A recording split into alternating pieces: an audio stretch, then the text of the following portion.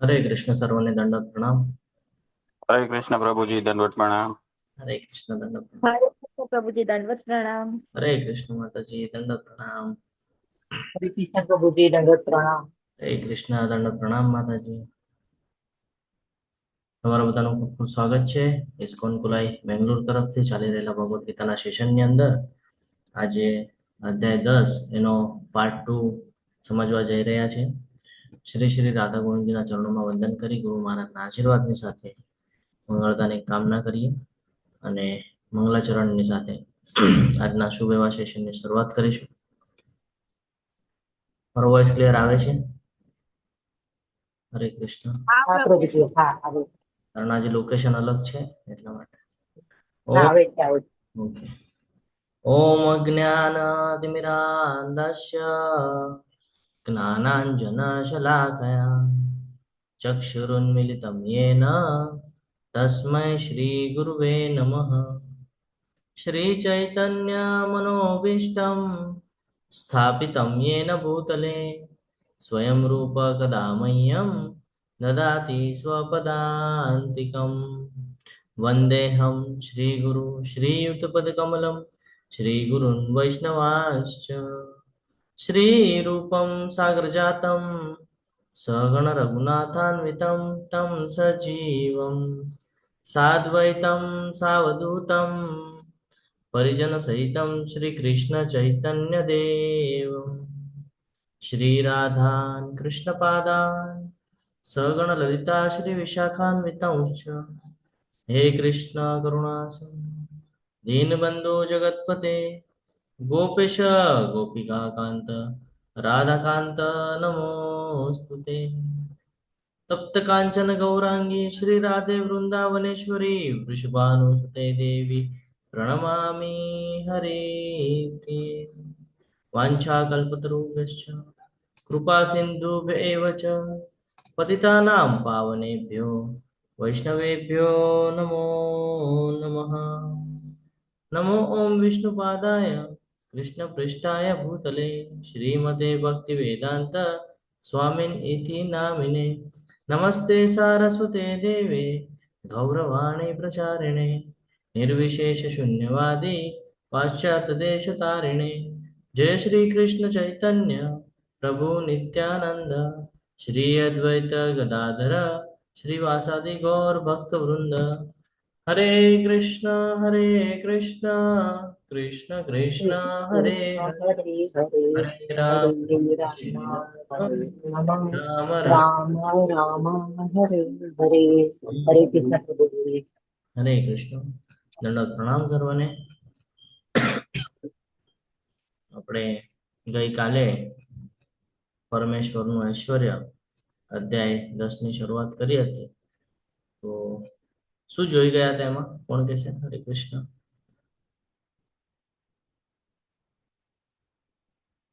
Yes માતાજી બોલો। હરે કૃષ્ણ। હરે કૃષ્ણ પ્રભુજી। એમાં એમ જોયું તું કે ઈ અર્જુન પહેલા શ્લોકમાં એમ કે છે કે તું પ્રિય સખા છે ને તારા હિતાર્થે જ્ઞાન શ્રેષ્ઠ છે, એમાં આપણે દિવ્ય જ્ઞાનની વાત કરી। પછી એમાં ઉત્પત્તિ અને ઐશ્વર્ય દેવગણ પણ જાણી શકતા નથી અને ઈ જ સર્વર્થા છે। પછી આપણે ભગવાન શંકર પણ કૃષ્ણજીનો ચિંતન કરે છે। ઋષિઓ સૂર્યલોક ચંદ્રલોક બધું જે છે એ બધું જોયું। પછી એમાં છે ને ઓલું આવે છે બધા ઋષિઓ અને એ બધું જોયું, સપ્તર્ષિઓ, પછી બ્રહ્માજી પિતામહ ને ઈ છે। જો કોઈ પવિત્ર નામનો જાપ કરે છે તો પછી શું કરવાને બહીમાં જાણવાનું, ઈ પણ એક ક્વેશ્ચન થાય છે। પછી ઈ ઐશ્વર્ય કે છે અને આપણને ચતુર્શ્લોકી ગીતા આપી છે। હરે કૃષ્ણ પ્રભુજી। કૃષ્ણ। એ ચતુશ્લોકી ગીતામાં શું સમજાય છે આપણને? પ્રભુજી હરે કૃષ્ણ। અહમ સર્વસ્ય પ્રભુ પ્રભુજી। ચતુશ્લોકી ગીતામાં ભગવાન એવું કે છે, અહમ હું જ સર્વ કારણોનું કારણ છું અને હું જ બધું છું, એમાં પણ એમ જ કહે છે ભગવાન। ખૂબ સરસ, બહુ સરસ અધ્યાય છે આ અધ્યાય અને આવતો અધ્યાય। આ બંને અધ્યાય ખૂબ મસ્ત છે। એટલા માટે સરસ લાગે છે એની પાછળ હું તમને રીઝન દઉં કે અત્યાર સુધી આપણે જ્યાં સુધી ઇસ્કોનમાં જોડાણા નહોતા ને ત્યાં સુધી આપણને ખબર નહોતી કે ભાઈ પૂર્ણ પુરુષોત્તમ પરમેશ્વર એટલે કે ભગવાન શ્રી કૃષ્ણ, આ આપણને ખબર નહોતી. આપણે બધાને સમાન સમજતા હતા.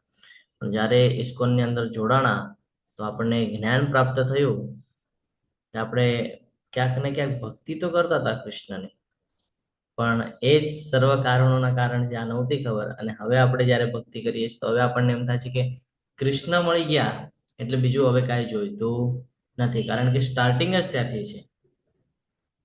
આપણને એવું લાગે, ઘણા બધા લોકો કે ભાઈ સર્જન કરતા તો બ્રહ્માજી છે, તો ત્યારે આપણે બ્રહ્મ સંહિતાનો ઉલ્લેખ કરીને આપણે સમજાવી શકીએ કે બ્રહ્માજી પોતે કહી રહ્યા છે કે સર્વ કારણોના કારણ ભગવાન શ્રી કૃષ્ણ છે. આ રીતે હરે આપણે હરે કૃષ્ણ પ્રભુજી. અને પ્રભુજી એક આપણે અત્યાર સુધી મેં કઈ કર્યું નતું પ્રભુજી, હું મારી જ વાત કરું છું. ત્યારે કઈ એવું નતું લાગતું, પણ હવે આપણે હું જે ભક્તિ કરું છું પ્રભુજી, અને જે રેફરન્સ થી સમજાય છે એટલો આનંદ આવે છે કે ખરેખર ભગવાન કેવું આમ કેવું કેવા માંગે છે એવું. અને શ્લોક થી જયારે આપણને સમજીએ છીએ ત્યારે પણ એવો આનંદ આવે છે કે કેવું કેવા માંગે છે આમ. અને પેલા તો કદાચ શ્લોક વાંચી લીધો હશે તો પણ એમાં કઈ સમજાતું નતું કે આ હશે, ભગવાને લખ્યો છે તો હશે, એમાં શું છે એમ. જયારે ભક્તિ નહોતી કરતી ત્યારે આપણને મને એવું વિચાર થતો હતો કે આ શ્લોક લખ્યો છે ભગવાને તો શું હોય, હાલો વાંચી લે, કાંઈ વાંધો નહીં. પણ હવે જયારે એવું કે છે ને ભગવાન કે આપણે કેટલા બધા એવા શ્લોક છે કે આપણે હવે સમજી શકીએ છીએ, હું સમજી શકું છું કે ના, ઘણી વખત તમે કીધું વિષયા વિનિવર્તન તે ધ્યાય તો વિષયાન પણ શકે, હવે આપણે સમજી શકીએ છીએ કે ખરેખર અદભુત છે. અને સમજાવવા વાળાને તો ધન્ય છે પ્રભુજી, કે જેને સમજાવ્યું છે ને અમને તમારા દ્વારા પ્રભુજી. બહુ નહીં તો અત્યાર સુધી તો ખબર નહીં, ટાઈમ હા વાંચીને મૂકી દે એવું થાત પ્રભુજી. પણ હરે કૃષ્ણ, ધન્યવાદ પ્રભુજી. સમજાવી એટલે શકીએ છીએ કે ગુરુના આશીર્વાદ છે. શિલા પ્રભુપાદજીએ ખૂબ સરસ રીતે વર્ણન કરેલું છે ભાવાર્થની અંદર.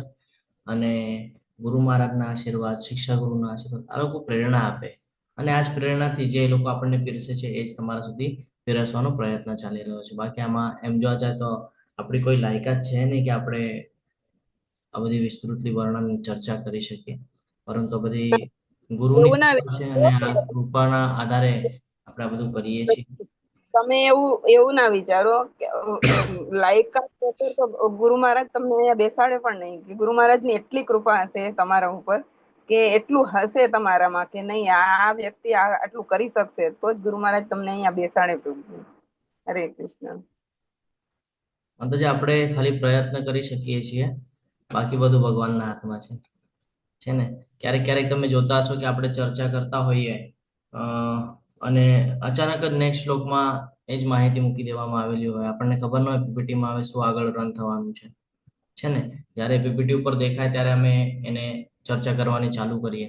પણ ઘણા ટાઈમ એવું થાય છે, આનાથી પહેલા પણ ઘણી વખત એવી રીતે થઈ ગયું છે કે જે ચર્ચા કરીએ છીએ નેક્સ્ટ શ્લોકમાં એની મેળે આવી જાય છે. તો આ બધી ભગવાનની કૃપા છે આપણા ઉપર કે આપણે આગળ આ બધા કામ કરાવી રહ્યા છે. અને આપણને પણ આનંદ થાય કે આપણે ભગવાનના સેવક તરીકે અહીંયા કાર્યરત થઈ રહ્યા છે. એટલે આપણે યોગ્ય માર્ગ ઉપર છે. અને કેમ યોગ્ય માર્ગ ઉપર છે એ હવે આપણને સમજાશે. આપણે બધા ભૌતિક જગતની અંદર જીવન વ્યતીત કરી રહ્યા છીએ, અને ભૌતિક જગતમાં જે કાંઈ પણ આપણને દેખાય છે, આપણને એવું થાય ને કે ભાઈ સૃષ્ટિનું નિર્માણ કર્યું. અત્યાર સુધી સાંભળ્યું આપણે ભગવાનની બે શક્તિ, પરાશક્તિ અપરાશક્તિ. સૃષ્ટિનું નિર્માણ કર્યું છે ને, મહત્વની વાત જયારે આપણે સાંભળીએ છીએ ગર્ભોદક્ષા વિષ્ણુ ને શિરોદક્ષા વિષ્ણુ બ્રહ્માજી ને છે ને, આ બધું જયારે આપણે સાંભળીએ છીએ તો આપણને સાંભળવા માટે તો આનંદ લાગે છે, પરંતુ એને જયારે તમે ડીપલી સમજવાનો પ્રયત્ન કરશો એની માટે આ 10મો અધ્યાય છે. 10મા અધ્યાયની અંદર એ તમામ બાબતો આવી જશે જે આપણા રોજિંદા જીવનની અંદર આપણે જોતા હોઈએ છીએ, અને ઘણો બધો સંપર્ક આવતો હોય છે આપણો. અને જે લોકની પણ વાત થાય છે, 14 લોક, 14 લોકનું વર્ણન અહીંયા થઈ જાય છે. એટલે આપણે જે ગોલોક ચાર્ટ 7મા 8મા અધ્યાયની અંદર જે આપણે ચર્ચા કરતા હોઈએ છીએ એ ગોલોક ચાર્ટને હવે અહીંયા વિસ્તૃતલી મૂકી દેવામાં આવેલો છે. અલગ અલગ લોક છે, દેવી દેવતાઓ છે, જે કાંઈ પણ છે, પશુ પ્રાણી પક્ષી જે કાંઈ પણ દેખાય છે, ઋષિઓ, એ બધાનું વર્ણન અહીંયા થઈ જશે. એટલે એવી એક પણ બાબતો અહીંયા બચશે નહીં કે જેનાથી આપણને એવું લાગે કે ભાઈ આ રહી ગયું. જે કાંઈ પણ આપણને નજરે ચડે છે. તો ભગવાન હવે એ જ કહે છે, કૃષ્ણ તેમના અસીમ અને સર્વવ્યાપી સમૃદ્ધિઓમાંથી સૌથી અગ્રણી એટલે મુખ્ય જ કહી રહ્યા છે. હજી પણ મુખ્ય જ કહી રહ્યા છે. વધારે આપણે કહીએ ને કે ભાઈ એકદમ વિસ્તૃતમાં જતા નથી. આ મુખ્યને સમજવાનું રીઝન ખબર છે શું છે? કે આપણે મુખ્ય મુખ્યને સમજીએ ને તો ખબર પડી જાય. જેમ ફોર એક્ઝામ્પલ, આપણા ફેમિલીના અંદર જો આપણને કોઈના વિશે પૂછવું હોય તો આપણે શું પૂછીએ? જ્યારે પહેલાના સમયમાં તો ડાયરેક્ટ કરવામાં આવતું બધું, અત્યારે તો પૂછવામાં આવે છે, ભાઈ કોઈના લગ્ન કરવાના હોય છે ને, તો પૂછવામાં આવે કે ભાઈ સામેવાળી વ્યક્તિ કેવી છે. તો કોના બારામાં જાણે? એ જેની સાથે લગ્ન કરાવવાના છે એના બાબતમાં જાણે કે એના ઉપરના જે છે એના વડીલો એના બાબતમાં જાણે? એના ઉપર જે બેકગ્રાઉન્ડ એનું ઉપરનું હોય ને એના વિશે પેલા જાણે, પછી જેની હારે મેરેજ કરો એના વિશે જાણે પ્રભુજી. એની પાછળનું રીઝન ખબર છે કેમ એવું છે? કે હા એને પ્રભુ. જાણ્યું હશે. હા બોલો બોલો માતાજી. ના પ્રભુજી, તમે કયો, કન્ટિન્યુ કરો. નહીં બોલો ને માતાજી, કયો તો સહી. પ્રભુજી, એમાં એવું છે કે જો પેલાનું બેકગ્રાઉન્ડ જોવે ને પ્રભુજી, હું મારી જ વાત કરું છું કે મારી જયારે આ સગાઈ થઈ હતી પ્રભુજી, તો બેકગ્રાઉન્ડ પેલા જોતા હતા કે આ બેકગ્રાઉન્ડમાં શું છે, આ લોકોએ એના દાદીએ કેવું જીવન જીવા છે, એના દાદા કેવું જીવન જીવા છે, હા પછી એના પપ્પા કેવું જીવન જીવા, એના પપ્પાને કઈ આવું તો નહોતું, આવું બધું પેલા જોવે તો એવું વિચારી લઈએ તરત જ કે હા તો પછી વાંધો નહીં, તો આ છોકરીમાં કે આના છોકરામાં આવા લક્ષણ હોય. એટલે પ્રભુજી, હરે કૃષ્ણ. તો એના ઉપરથી ખબર પડી જાય કે ભાઈ કેવી રીતની વ્યક્તિ છે. એવી જ રીતે ભગવાન આજે જે આપણને અહીંયા દર્શન કરાવવાના છે, 14 લોકના તમામ મુખ્ય પોઈન્ટ્સ છે, મુખ્ય લોકો છે જેના વિશેની આપણને માહિતી મળશે. એટલે એની શ્રેણીમાં આવતા પછી બાકીના બધા એ ભગવાનના જ અંશ છે, આપણને ક્લિયરન્સ આવી જાય એની માટે મૂકવામાં આવેલું છે. આ સમગ્ર સૃષ્ટિ, આજે ભૌતિક જગત છે, આ ભૌતિક જગતની આપણે વાત કરીએ તો ભૌતિક જગતની અંદર 2 પાર્ટ જોવામાં આવે છે. એક તો આધ્યાત્મિક જગત અને એક ભૌતિક જગત. આધ્યાત્મિક જગતની જ્યારે આપણે વાત કરીએ તો એ હંમેશા આપણને પ્રગતિ પથે લઈ જાય છે, આપણો ઉદ્ધાર કરે છે. જ્યારે કે ભૌતિક જગત છે એ પતનના માર્ગ પર લઈ જાય છે, આપણું નુકસાન કરે છે. એટલે 2 પ્રવૃત્તિઓ જોવા મળે છે, એક આસુરી પ્રવૃત્તિ અને એક દૈવી પ્રવૃત્તિ. તો આ બંનેને ભગવાન બેલેન્સ કરી રહ્યા છે. આ અધ્યાયને સમજવાનો મુખ્ય હેતુ એ જ છે કે ભગવાન કહે છે કે ખરાબમાં પણ હું છું અને સારામાં પણ હું છું. ભગવાન સમજાવી રહ્યા છે. ભગવાન કહે છે કે જે ખરાબ બાબતો છે એમાં પણ છું, પરંતુ એમાં સમજવું પડશે કે કઈ જગ્યાએ છું. તો એ જ અસુરોમાં પણ ભગવાન કહે છે ને, અસુરોના નામ લે છે, એમાં કહે છે ને ભાઈ અસુરોમાં પણ હું છું. સમજાઈ રહ્યું છે? અને જ્યારે મહાભારતનું યુદ્ધ થવાનું હોય છે તો એની પહેલા ભગવાન ઉલ્લેખ કરે છે કે જો સામે આ છે, સામે આ છે, સામે આ છે. ત્યારે થોડી એમ કહે છે કે ભાઈ આ બધા હું જ છું. પરંતુ જ્યારે જ્ઞાન પ્રાપ્ત થઈ જાય છે, અર્જુનજી જ્યારે એક્સેપ્ટ કરી લે છે કે હા તમે જે કહો છો એ બધું મને એક્સેપ્ટ છે, હવે ભગવાન કહેશે કે એની અંદર હું છું.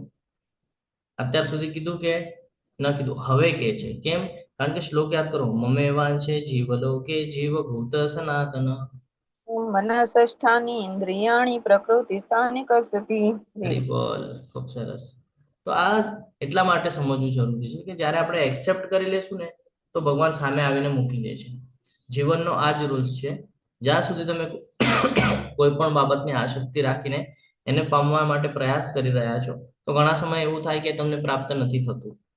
જ્યારે તમે એનો મોહ છોડી દો છો, જ્યારે તમે હાર માની લો કે ભાઈ હવે મારાથી નહીં થાય અને એનો મોહ છોડી દો છો અને બીજા કામમાં વ્યસ્ત થઈ જાઓ છો, ત્યાં જ્યારે તમારું રૂટીન બેસી જાય છે ત્યારે પહેલી બાબત તમારી આંખોની સામે આવીને ઊભી રહે છે. ભગવાનનું એવું જ છે. ભગવાન એ જ પ્રમાણે આપણને બધું પ્રોવાઈડ કરે છે. અર્જુનજી યુદ્ધ કરવાની ના પાડતા હતા તો એમને જ્ઞાન આપવાનું ચાલુ કર્યું. હવે જ્ઞાનના બેઝ પર એમણે એક્સેપ્ટ કરી લીધું કે ભગવાન તમે જે કહો છો આદિ મધ્ય અંત બધું હું સ્વીકાર કરું છું. તો હવે ભગવાનને 10મા અધ્યાયની અંદર આ બધું જ્ઞાન આપે છે. Just a minute. અવાજ આવે છે મારો? હરે કૃષ્ણ.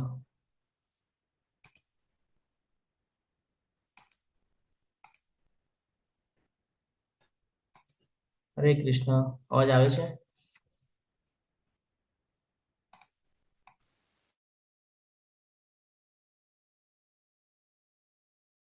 મારા માટે તો અમૂલ્ય ઘડી જ હતી. હરી બોલ, ખૂબ સરસ.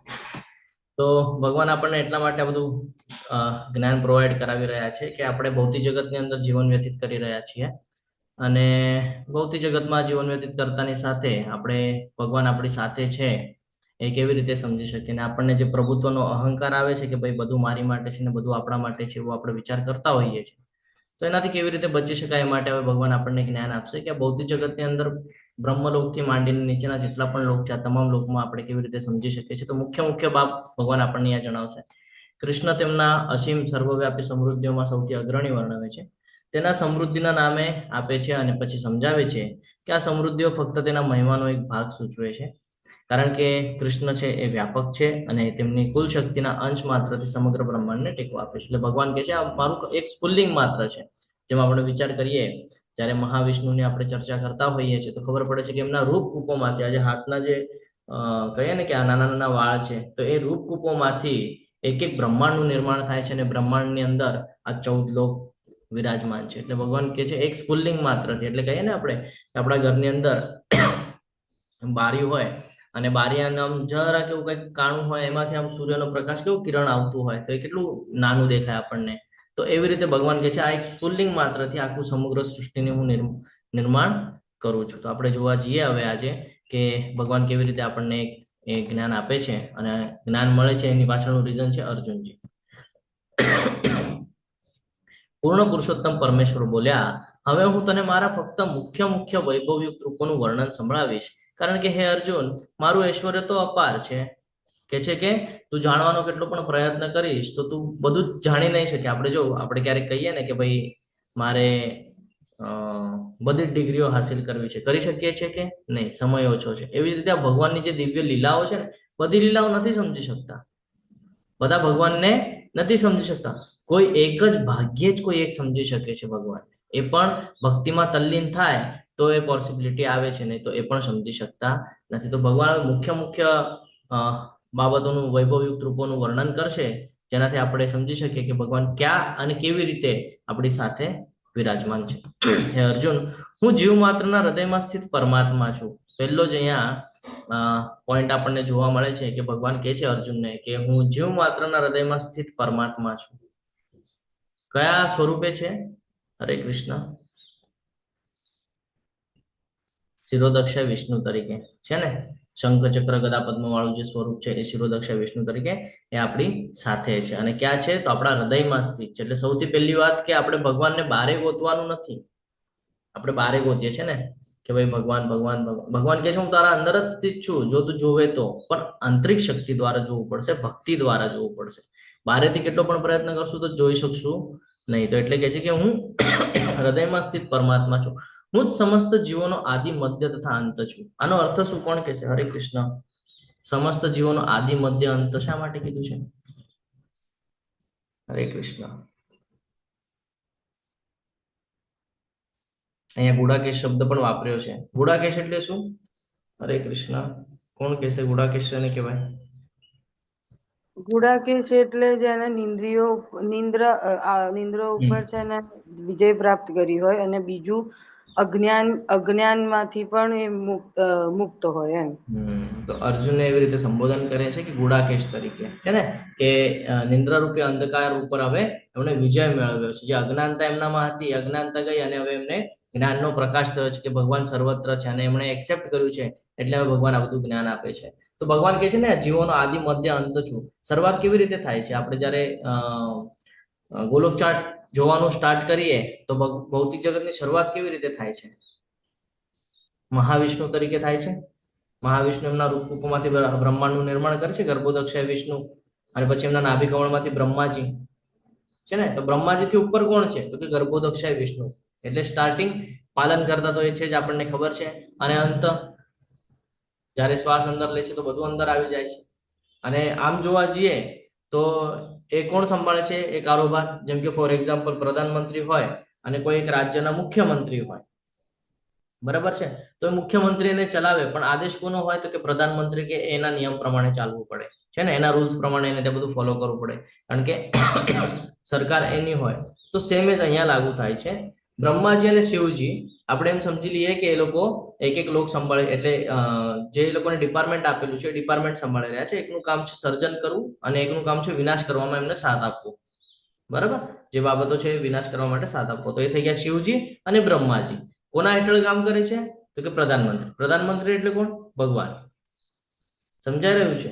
એટલે ભગવાન કહે છે કે જીવોનો આદિ મધ્ય અંત. આપણને એમ લાગે કે ભાઈ કોઈનું મૃત્યુ થઈ ગયું, પણ મૃત્યુ ખાલી શરીરનું થાય છે. અને અંત આવ્યો, પ્રલય આવ્યો, તો અંત ખાલી એટલા એક લોકની અંદર એટલું જે જગ્યા છે ખાલી એનું થાય છે. ફોર એક્ઝામ્પલ અત્યારે યુદ્ધ ચાલી રહ્યું હતું છે ને, એકબીજાને મારી રહ્યા હતા, તો ક્યાં થયું? ભારતમાં થયું કે નહીં? એટલા જ જગ્યા પૂરતું મર્યાદિત થયું એ. તો આ સમજવું જરૂરી છે. ભગવાન કહે છે જ્યારે પણ કોઈ પરિવર્તન લાવવું હોય છે ને તો આવી બધી વસ્તુઓ કરાવું છું કે જેનાથી પરિવર્તન આવે છે. તો જીવોનો આદિ, મધ્ય અને અંત પણ ભગવાન કહે છે હું જ છું. જો તો તું એના ડીપમાં જઈને જોવાનો પ્રયત્ન કરીશ તો તને જ્ઞાન મળશે કે ભાઈ આ બધું મારા દ્વારા જ થઈ રહ્યું છે, હું કરાવી રહ્યો છું કોક પાસે. જ્યારે કે ભગવાનને એવું નથી કે ભાઈ પોતે આવીને આ બધું કરવું પડશે, નહીં. ભગવાને બધા એવા દિવ્ય સ્વરૂપો મૂકી રાખ્યા છે કે ભાઈ આ લોકોના માધ્યમથી આ બધું થશે. આપણે કહીએ ને કે ખાવું હોય તો હાથ અને મોઢા અને જીભ ત્રણેયનું કામ આવે, દાંત ચોથાનું કામ આવે, ચારે મળીને એ કામ પૂર્ણ કરે છે. આપણે એમ કહી શકીએ છીએ એકલા, પણ એ બધું પૂર્ણ કરવા માટે કોણ મહત્વનું છે? તો કે ચેતના. બરાબર ને? ચેતના હોય, અંદર જીવ હોય, આત્મા હોય તો તમે હાથ હલનચલન કરી શકો છો, તો તમે એને મોંમાં મૂકી શકો છો, તો તમે એને ચાવી શકો છો અને ગળી શકો છો. તો આવી રીતનું વર્ણન અહીંયા ભગવાન કરે છે. ક્લિયર છે? હરે કૃષ્ણ. ઓકે, તો આપણે આગળ વધીએ. આદિત્યોની અંદર હું વિષ્ણુ છું. જો અહીંયા કહે છે આપણને કે આદિત્યોમાં હું વિષ્ણુ છું. આદિત્ય કેટલા છે ખબર છે? હરે કૃષ્ણ. 12 આદિત્ય છે ટોટલ. અને એમાં મુખ્ય કોઈ હોય તો એમ કે છે એમાં મુખ્ય વિષ્ણુ છું. જ્યોતિઓમાં હું તેજસ્વી સૂર્ય છું. જ્યોતિની વાત આવે, પ્રકાશની વાત આવે તો સૌથી વધારે પ્રકાશમાન કોણ છે? આ સૃષ્ટિ ઉપર સૌથી વધારે પ્રકાશ કોનો દેખાય છે આપણને? હરે કૃષ્ણ. કોઈ ચંદ્ર, ગ્રહ, નક્ષત્ર શેનો દેખાય છે? સૂર્ય. હા, તો સૂર્યને શું સંબોધન આપ્યું છે? સૂર્ય કોણ છે ભગવાનનું? હરે કૃષ્ણ. ભગવાનની આંખ છે. હા, ભગવાનની આંખ સમાન કીધું છે ને સૂર્યને. તો હંમેશા ધ્યાનમાં રાખવાનું છે કે જ્યારે પણ આપણે સવારે ઉઠીએ અને સૂર્યનારાયણને આપણે જ્યારે નમસ્કાર કરીએ ત્યારે આપણને યાદ આવવું જોઈએ કે આપણે કોને નમસ્કાર કરી રહ્યા છીએ? ભગવાનને. તો સૌથી પહેલા ભગવાનનું નામ સ્વીકારવાનું છે, સ્મરણ કરવાનું છે, અને પછી સૂર્યનું સ્મરણ કરવાનું છે. મરુતોમાં હું મરીચી છું. મરુદગણ બહુ કઈ ને આપણે અલગ અલગ અધિષ્ઠાતા દેવતાઓ છે અલગ અલગ બાબતની માટે. તો એમાં આ મરુદગણ મૂકવામાં આવેલા છે. તો આ મરુદગણ જે છે એમાં મરીચી હું છું. હું તમને લાસ્ટમાં એન્ડિંગમાં બધું વ્યવસ્થિત રીતે સમજાવીશ. નક્ષત્રોની અંદર હું ચંદ્ર છું. નક્ષત્રો અલગ અલગ નક્ષત્ર છે ટોટલ આમ જોવા જાય તો 28 નક્ષત્ર છે, આમ જોવા જાય તો 27 નક્ષત્ર છે ને. અશ્વિની, ભરની, કૃતિકા, છેલ્લું છે રેવતી, અને 28મું નક્ષત્ર છે અભિજીત નક્ષત્ર, જે સૂર્યનું નક્ષત્ર તરીકે ઓળખવામાં આવે છે. તો જેટલા પણ નક્ષત્ર છે આ બધા નક્ષત્રમાં ચંદ્ર હું ચૂકે છે. કારણ કે ચંદ્ર એ મનનું કારક કહેવાય છે અને મન ઉપર એનું પ્રભુત્વ છે. તો અહીંયા કે છે નક્ષત્રોના અંદર હું ચંદ્ર છું. એટલે ઇનડાયરેક્ટલી એમ સમજાય છે કે તમારા મનના અંદર જે ચાલે છે ને, તમારું મન જો કંટ્રોલમાં છે તમારો મિત્ર, એટલા માટે મેં કીધું છે ભગવાન કહે છે કે ત્યાં પણ હું વિરાજમાન છું. વેદોની અંદર સામવેદ છું. ઘણા બધા વેદો છે આપણને આપવામાં આવેલા છે. વેદોનું કહીએ ને આપણે કે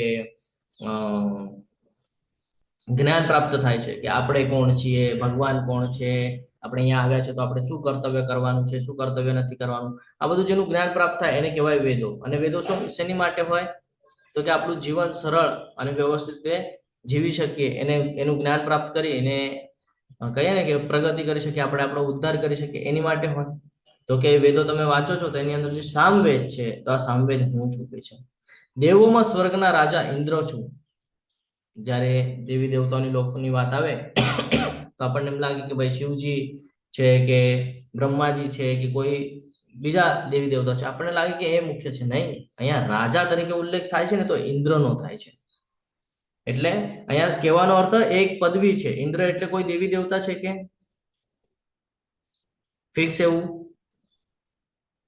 એક પદવી છે. જેમ આપણું કેવું મનુષ્ય એક પદવી છે કે મનુષ્ય જીવન, મનુષ્ય જાત, એવી એક પદવી છે ઇન્દ્ર.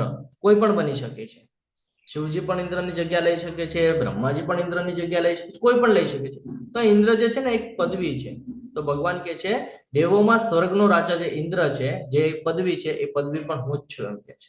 અને આ પદવી શું કામ આપેલી હોય છે? બીજાના હિત માટે. તો કે હિત પણ હું જ કરું છું એમ કહેવા માંગે છે. ઇન્દ્રિયોમાં હું મન છું. જો હમણાં જ આપણે 2 મિનિટ પહેલા પાછલા શ્લોકમાં વાત કરતા હતા, અને ભગવાન અહીંયા કહે છે કે સૌથી મહત્વનું જો કોઈ બાબત હોય આપણી માટે, જીવ માટે, તો કે ઇન્દ્રિયોમાં હું મન છું. અને ભગવાન 6થા અધ્યાયમાં એ જ કહે છે આપણને મન જ આપણો મિત્ર છે અને મન જ આપણો શત્રુ છે. જો મન ઉપર આપણે વિજય મેળવી લીધો તો પછી ચિંતા કરવાની આવશ્યકતા હોતી નથી, પણ જો મન ઉપર આપણો વિજય નહીં હોય તો એ આપણો શત્રુ તરીકે કાર્ય કરે છે અને આપણું નુકસાન કરે છે. એટલે હંમેશા બધી બાબતો ધ્યાન રાખવાની છે. આગળ વધીએ. સમસ્ત જીવોમાં રહેલી પ્રાણ શક્તિ ચેતના હું છું. કેમ એમ કીધું છે પ્રાણ શક્તિ ચેતના હું છું? હરે કૃષ્ણ. થોડું તમારી સાથે ડિસ્કસ કરી લઉં. હરે કૃષ્ણ. તમે કહેશો, પ્રભુજી અમને કેમ ખબર? હા કનન માતાજી બોલો બોલો બોલો માતાજી. હરે કૃષ્ણ. હરે કૃષ્ણ પ્રભુજી. કારણ કે આપણો આત્મા અને પરમાત્મા જે છે એ પરમેશ્વર જ છે. એની આજ્ઞાથી જ આપણે માયાદેવી આપણી અંદર કંઈ પણ આત્માને કંઈ પણ કામ કરવા કે છે ને, એ જે આપણું બાહ્ય શરીર છે, ભૌતિક શરીર છે, એનાથી જ કામ કરે છે. એટલે આપણી અંદર જે પ્રાણ શક્તિ છે, જે ચેતના છે, એ પરમાત્મા અને આત્મા જ છે. જે છે એ આત્મા નીકળી જાય, ચેતના નીકળી જાય એટલે આપણે કંઈ કરી શકતા નથી. એટલે પછી મન, બુદ્ધિ, આપણી જે પણ પંચ તત્વથી બનેલું શરીર છે એ નિસ્તેજ થઈ જાય છે. એટલે ચેતના એ આપણી પ્રાણ શક્તિ આત્મા છે. હરે કૃષ્ણ પ્રભુ. હરી બોલ. ખૂબ સરસ. જો ચેતના ન હોય, આપણે એનું એક એક્ઝામ્પલ લઈએ, જ્યારે કોઈને પેરાલિસિસ થઈ જાય ને ત્યારે આપણે જોઈએ છે કે અંદર આત્મા તો છે પણ હલનચલન કરવાની શક્તિ ગુમાવી બેઠા છે. તો આ જે શક્તિ છે આ ચેતના છે. સમજો છો? ત્યાં સુધી હવે હમણાં આપણે ચર્ચા કરીએ છીએ, હું બોલી રહ્યો છું, ધ્વનિ નીકળે છે, શેના બેઝ પર નીકળે છે? ચેતના. તે પ્રોવાઈડ કરી રહ્યું છે, તરત નીકળે. કેટલું ફાસ્ટમાં થાય છે આ વર્ક? તમે કોઈ દિવસ વિચાર કર્યો છે? તમે બોલતા હોતા હાથ હલાવતા હો, કંઈક જોતા હો, કેટલું ફાસ્ટમાં થાય છે આ બધું. એક સાથે કેટલા બધા મલ્ટિપલ કામ થઈ રહ્યા છે. કારણ ચેતના. ચેતના ન હોય તો કે તમે દ્રષ્ટિપાત કરતા હો, તમને દેખાય પણ તમારા મગજમાં ન જાય કે ભાઈ શું જોઈ રહ્યા છો. તમને વિચાર કરવાની ક્ષમતા તમારી બંધ થઈ જાય. એવું થાય ક્યારેક ક્યારેક. ક્યારે થાય? જ્યારે આપણને ચક્કર આવે ને ત્યારે એવી સિચ્યુએશન થાય છે ને. આંખે અંદર આવી ગયા હોય ત્યાં જોઈએ આપણે, આંખે અંદર આવી ગયા હોય પણ એ સમજવાની શક્તિ ભૂલી ગયા હોય. આંખો ખુલ્લી હોય પણ મગજમાં કાંઈ હિન્ટ થતું ન હોય. તો આ ચેતના બહુ મહત્વની છે. તો એ ભગવાન કહે છે આ જીવોને અંદર જે પ્રાણ શક્તિ છે ને ચેતના, એ ચેતના પણ હું જ છું કે છે. હું સર્વ રુદ્રોમાં શિવજી છું. રુદ્રો કેટલા છે ખબર છે? હરે કૃષ્ણ. 11 રુદ્રો છે ટોટલ. અને આ રુદ્રો એટલે આપણે કહીએ ને કે ભગવાન શિવના સ્વરૂપો તો છે પણ આ બધા ઉગ્ર છે, એટલે તમો ગુણમાં આવે. રુદ્રનો અર્થ શું? આ બધા તમો ગુણની અંદર આવે. તો કે આ સર્વ રુદ્રોમાં હું શિવજી છું. યક્ષો, ઘણા બધા યક્ષો છે. યક્ષ ખબર ને શું કહેવાય? યક્ષ એટલે યક્ષના ઓલા મેન કોણ? તો કે કુબેરજી.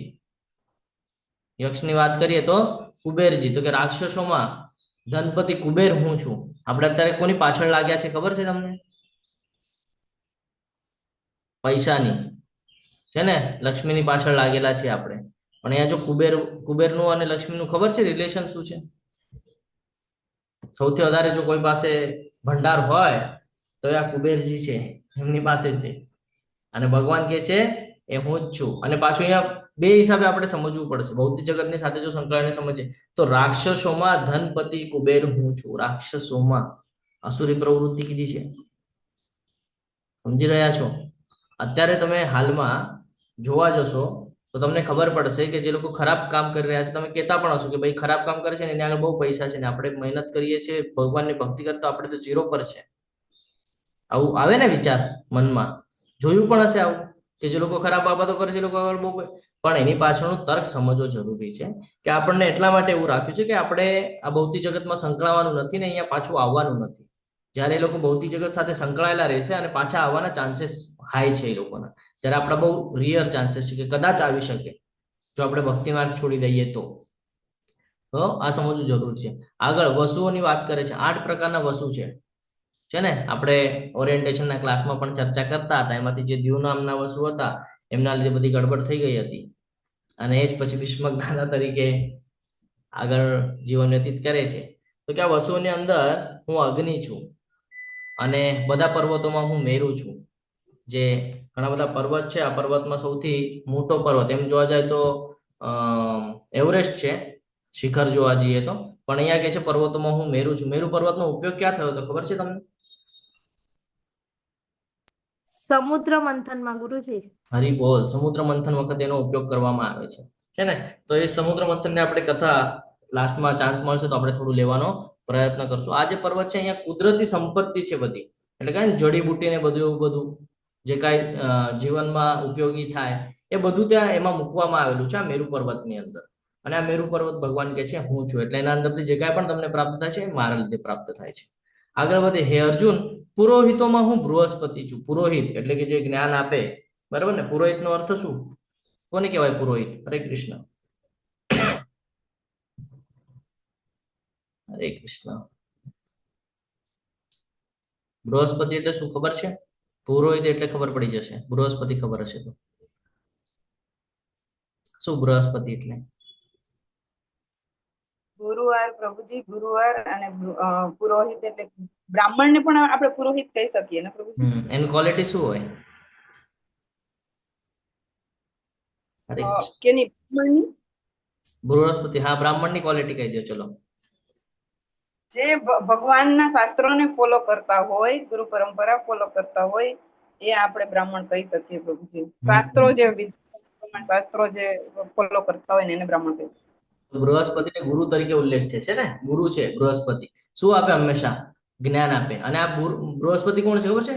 ઇન્દ્રના પુરોહિત, એટલે કે ઇન્દ્રના રાજા ઓલા છે, કે ઇન્દ્ર રાજા છે અને એને જ્ઞાન આપવાનું કામ કરે છે ઇન્દ્રને, કે ભાઈ આમ નથી, આમ કરવાનું છે, આમને આમ કરવાનું છે. ઇન્દ્ર આ એક પદવી છે, બરાબર? એક સિંહાસન છે એમ સમજી લો ઇન્દ્ર.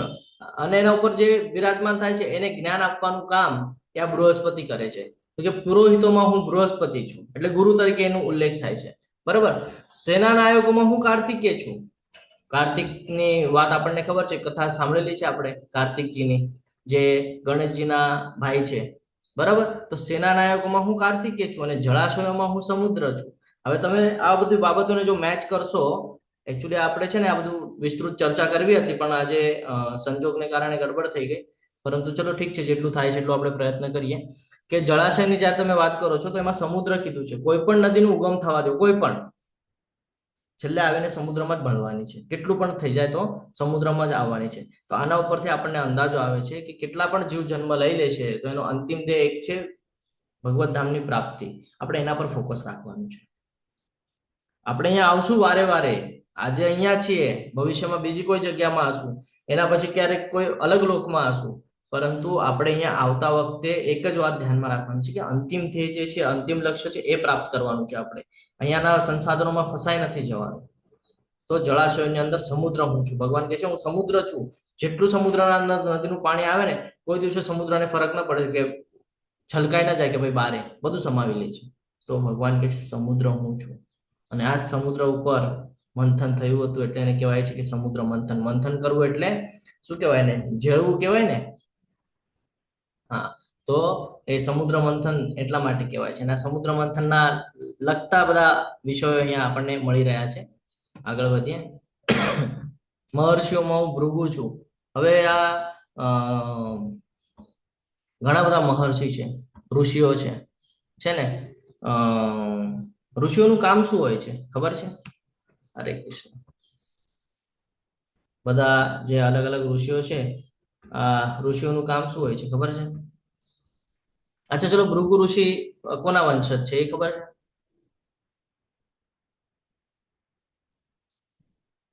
નથી ખબર? ઓકે. બ્રહ્માજી છે ને, બ્રહ્માજી જયારે સૃષ્ટિનું નિર્માણ કર્યું ને, તેમાં અલગ અલગ લોક બનાવ્યા. હા, ઉપરથી લઈને નીચેના લોક. હવે આ લોકોને સંભાળવા માટે કોઈક તો જોઈએ ને. જેમ આપણે મન્વંતરની વાત કરતા હતા કે 14 મનુઓ છે ને? તો એવી રીતે આ ઋષિઓ બનાવવામાં આવ્યા કે અલગ અલગ જગ્યાએ આ બધા ઋષિઓ જશે. આપણે ગઈકાલે આઈ થિંક ચર્ચા કરેલી છે ઋષિઓ વિશે, કે અલગ અલગ જગ્યાએ આ બધા ઋષિઓ જશે અને આગળનું સ્ટ્રક્ચર હવે એ સંભાળશે. એટલું ડિપાર્ટમેન્ટ એમના હાથમાં આપી દીધું છે કે ભાઈ આ ડિપાર્ટમેન્ટ હવે તમારે સંભાળો. તો મહર્ષિઓની અંદર આજે ભૃગુ નામના ઋષિ છે ને, એ સૌથી શક્તિશાળી છે અને સૌથી વધારે એમની પાસે જ્ઞાન છે. એટલે આ ઋષિમાં કે છે મહર્ષિની અંદર હું ભૃગુ છું. વાણીના અંદર દિવ્ય ઓમકાર છું. ભગવાન જો અહીંયા આપણને કહે છે કે ઓમકાર હું છું.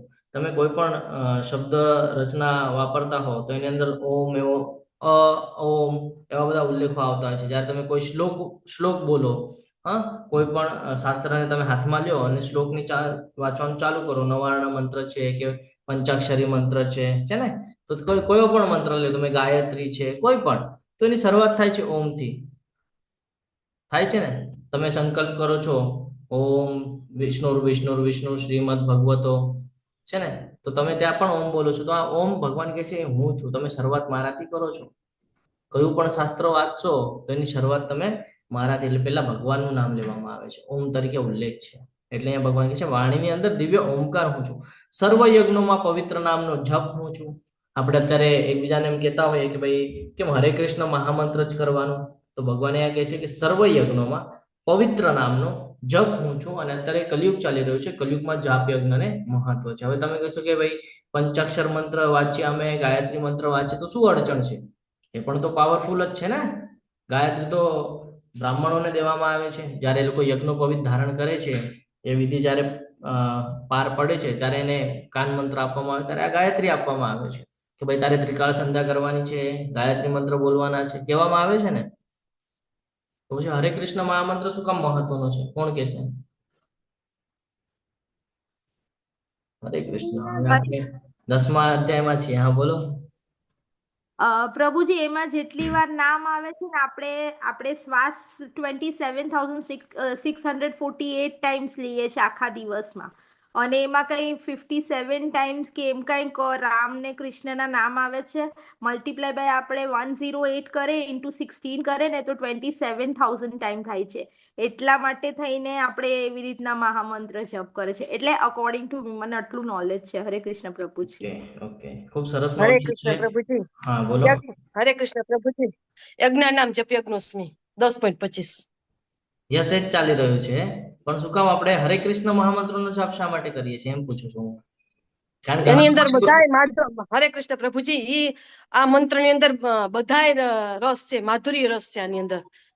ઓકે, જે તટસ્થ રસ કે જે આપણે કઈ ને સાખ્ય રસ, દાસ્ય રસ, એ બધા રસનો સરવાળો, એટલે કે મીન્સ કે માધુર્ય રસ આની અંદર છે. ઓકે, હું આજ તમને નવું કંઈક જ્ઞાન આપી દઉં છું એની બાબતમાં. હા, જે આપણે રોજ લઈએ છીએ પણ આપણે અત્યારે ભૂલી ગયા છીએ. ભગવાન કહે છે ને વિસ્મૃત હરે કૃષ્ણ ભાવ છે. પ્રભુજી. હા બોલો બોલો માતાજી. હરે કૃષ્ણ. મહામંત્ર છે હરે કૃષ્ણ મહામંત્ર, હા પણ આપણે કળિયુગનો યુગ ધર્મ છે. હા, તો આપણને એવું ક્વેશ્ચન થાય ને, તમને કોઈ પૂછે કે ભાઈ હું કૃષ્ણાય વાસુદેવાય વાળો મંત્ર ન બોલું, કોઈ કહેશે હું ઓમ નમઃ શિવાય ન બોલું, કોઈ કહેશે હું ગાયત્રી ન બોલું, હરે કૃષ્ણ મહામંત્ર શું કામ તમે અમને બોલવા લગાડો છો એમ કહેશે ને. કન્ફ્યુઝન થઈ ગયું ને? આજ જાણવું જરૂરી છે કે હરે કૃષ્ણ મહામંત્ર આપણે એટલા માટે બોલીએ છીએ કે સૃષ્ટિની શરૂઆત જ્યાંથી થઈ રહી છે ને, સીધો એનો ઉલ્લેખ આવે છે.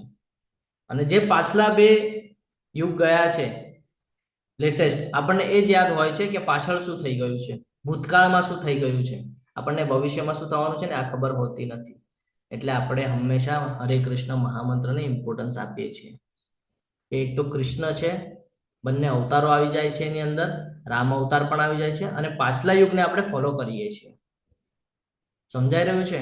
પાછલું જે યુગ ગયું ને દ્વાપર, જેની અંદર આપણને આ ભગવદ્ ગીતા પ્રાપ્ત થઈ, તો કે યુગને આપણે ફોલો કરતા આવીએ છીએ, એનું આ સંબોધન કરી રહ્યા છીએ આપણે. ક્લિયર છે? એટલે નેક્સ્ટ ટાઈમ તમને કોઈ એમ ક્વેશ્ચન કરી લે કે ભાઈ તમે હરે કૃષ્ણ મહામંત્ર શું કામ બોલો છો, જ્યારે કે નવાર્ણ મંત્ર છે, પંચાક્ષરી મંત્ર છે ને, ક્લીમ છે, હિમ છે, આ ઘણા બધા મંત્રો છે, તમને તો ખબર નહીં હોય અડધા. એવા કેટલાય મંત્રો છે જે બોલવાના હોય. ગાયત્રી છે, હરે હરે કૃષ્ણ હરે મહામંત્ર. કૃષ્ણ પ્રભુજી. હા બોલો માતાજી. હરે કૃષ્ણ. હરે એટલે રાધા રાણી બી થાય ને, રાધા રાણી નું નામ પણ થાય ને. યસ માતાજી, તત્વ છે. હરે કૃષ્ણ. અને હા. રામ એટલે બલરામજી નું આપણે ઉલ્લેખ કરીએ છીએ. આગળ આવશું, હું એ લેવાનો છું, આગળ ચર્ચા કરશું આપણે. એકચ્યુઅલી આપણે છે ને આના પર વિસ્તૃત ચર્ચા કરવાની હતી, પણ વાંધો નહીં, આપણે ફરીથી કોઈક વાર ક્યાંક મળશું અને ત્યાં આપણે આ બધી ચર્ચાઓ કરશું ફરીથી.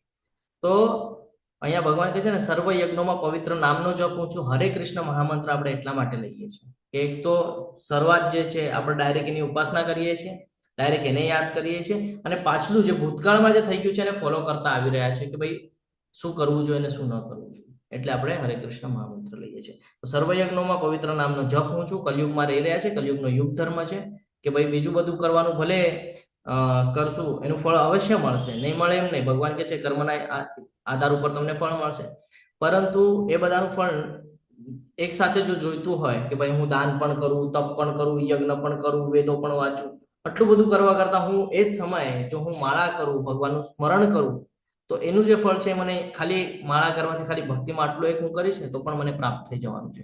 આ શાસ્ત્રોમાં ઘણી જગ્યાએ ઉલ્લેખ છે, ખાલી ભગવદ્ ગીતામાં નથી, ઘણી બધી જગ્યાએ ઉલ્લેખ છે કે તમે ખાલી ભગવાનના પવિત્ર નામનું સ્મરણ પણ કરશો ને તો પણ તમારું ધ્યેય ક્લિયર થઈ જશે જે તમે આ બધું કરીને કરવા માંગો છો. એટલા માટે પવિત્ર નામનો જપ હું છું, ભગવાન કે છે. આગળ આગળ કે છે સર્વ સ્થાવરોમાં હું હિમાલય છું. હિમાલય પર્વત કેવો છે? હરે કૃષ્ણ, હરે કૃષ્ણ. આપણે જોઈએ ને તો આપણા અહીંયાનો સૌથી મોટો પર્વત છે આ હિમાલય પર્વત. અને આ હિમાલય પર્વત કેવો હોય સાંભળ્યું હશે ને તમે થોડું ઘણું? હા, નિર્મલા માતાજી બોલો. હરે કૃષ્ણ. હિમાલય પર્વત પવિત્ર છે, ઘણી બધી જડીબુટીઓથી ભરેલો છે, શંકર ભગવાનનો ત્યાં વાસ છે અને આપણો સૌથી મોટો પર્વત છે. તો સમજાઈ ગયું શિવજી શું કામ ત્યાં જઈને બેસી રહ્યા છે, શું કામ એવું બધું સિલેક્ટ કરેલું છે, સ્થાનનું મહત્વ સમજાય છે હવે કે શું મહત્વ છે સ્થાનનું, શું કામ?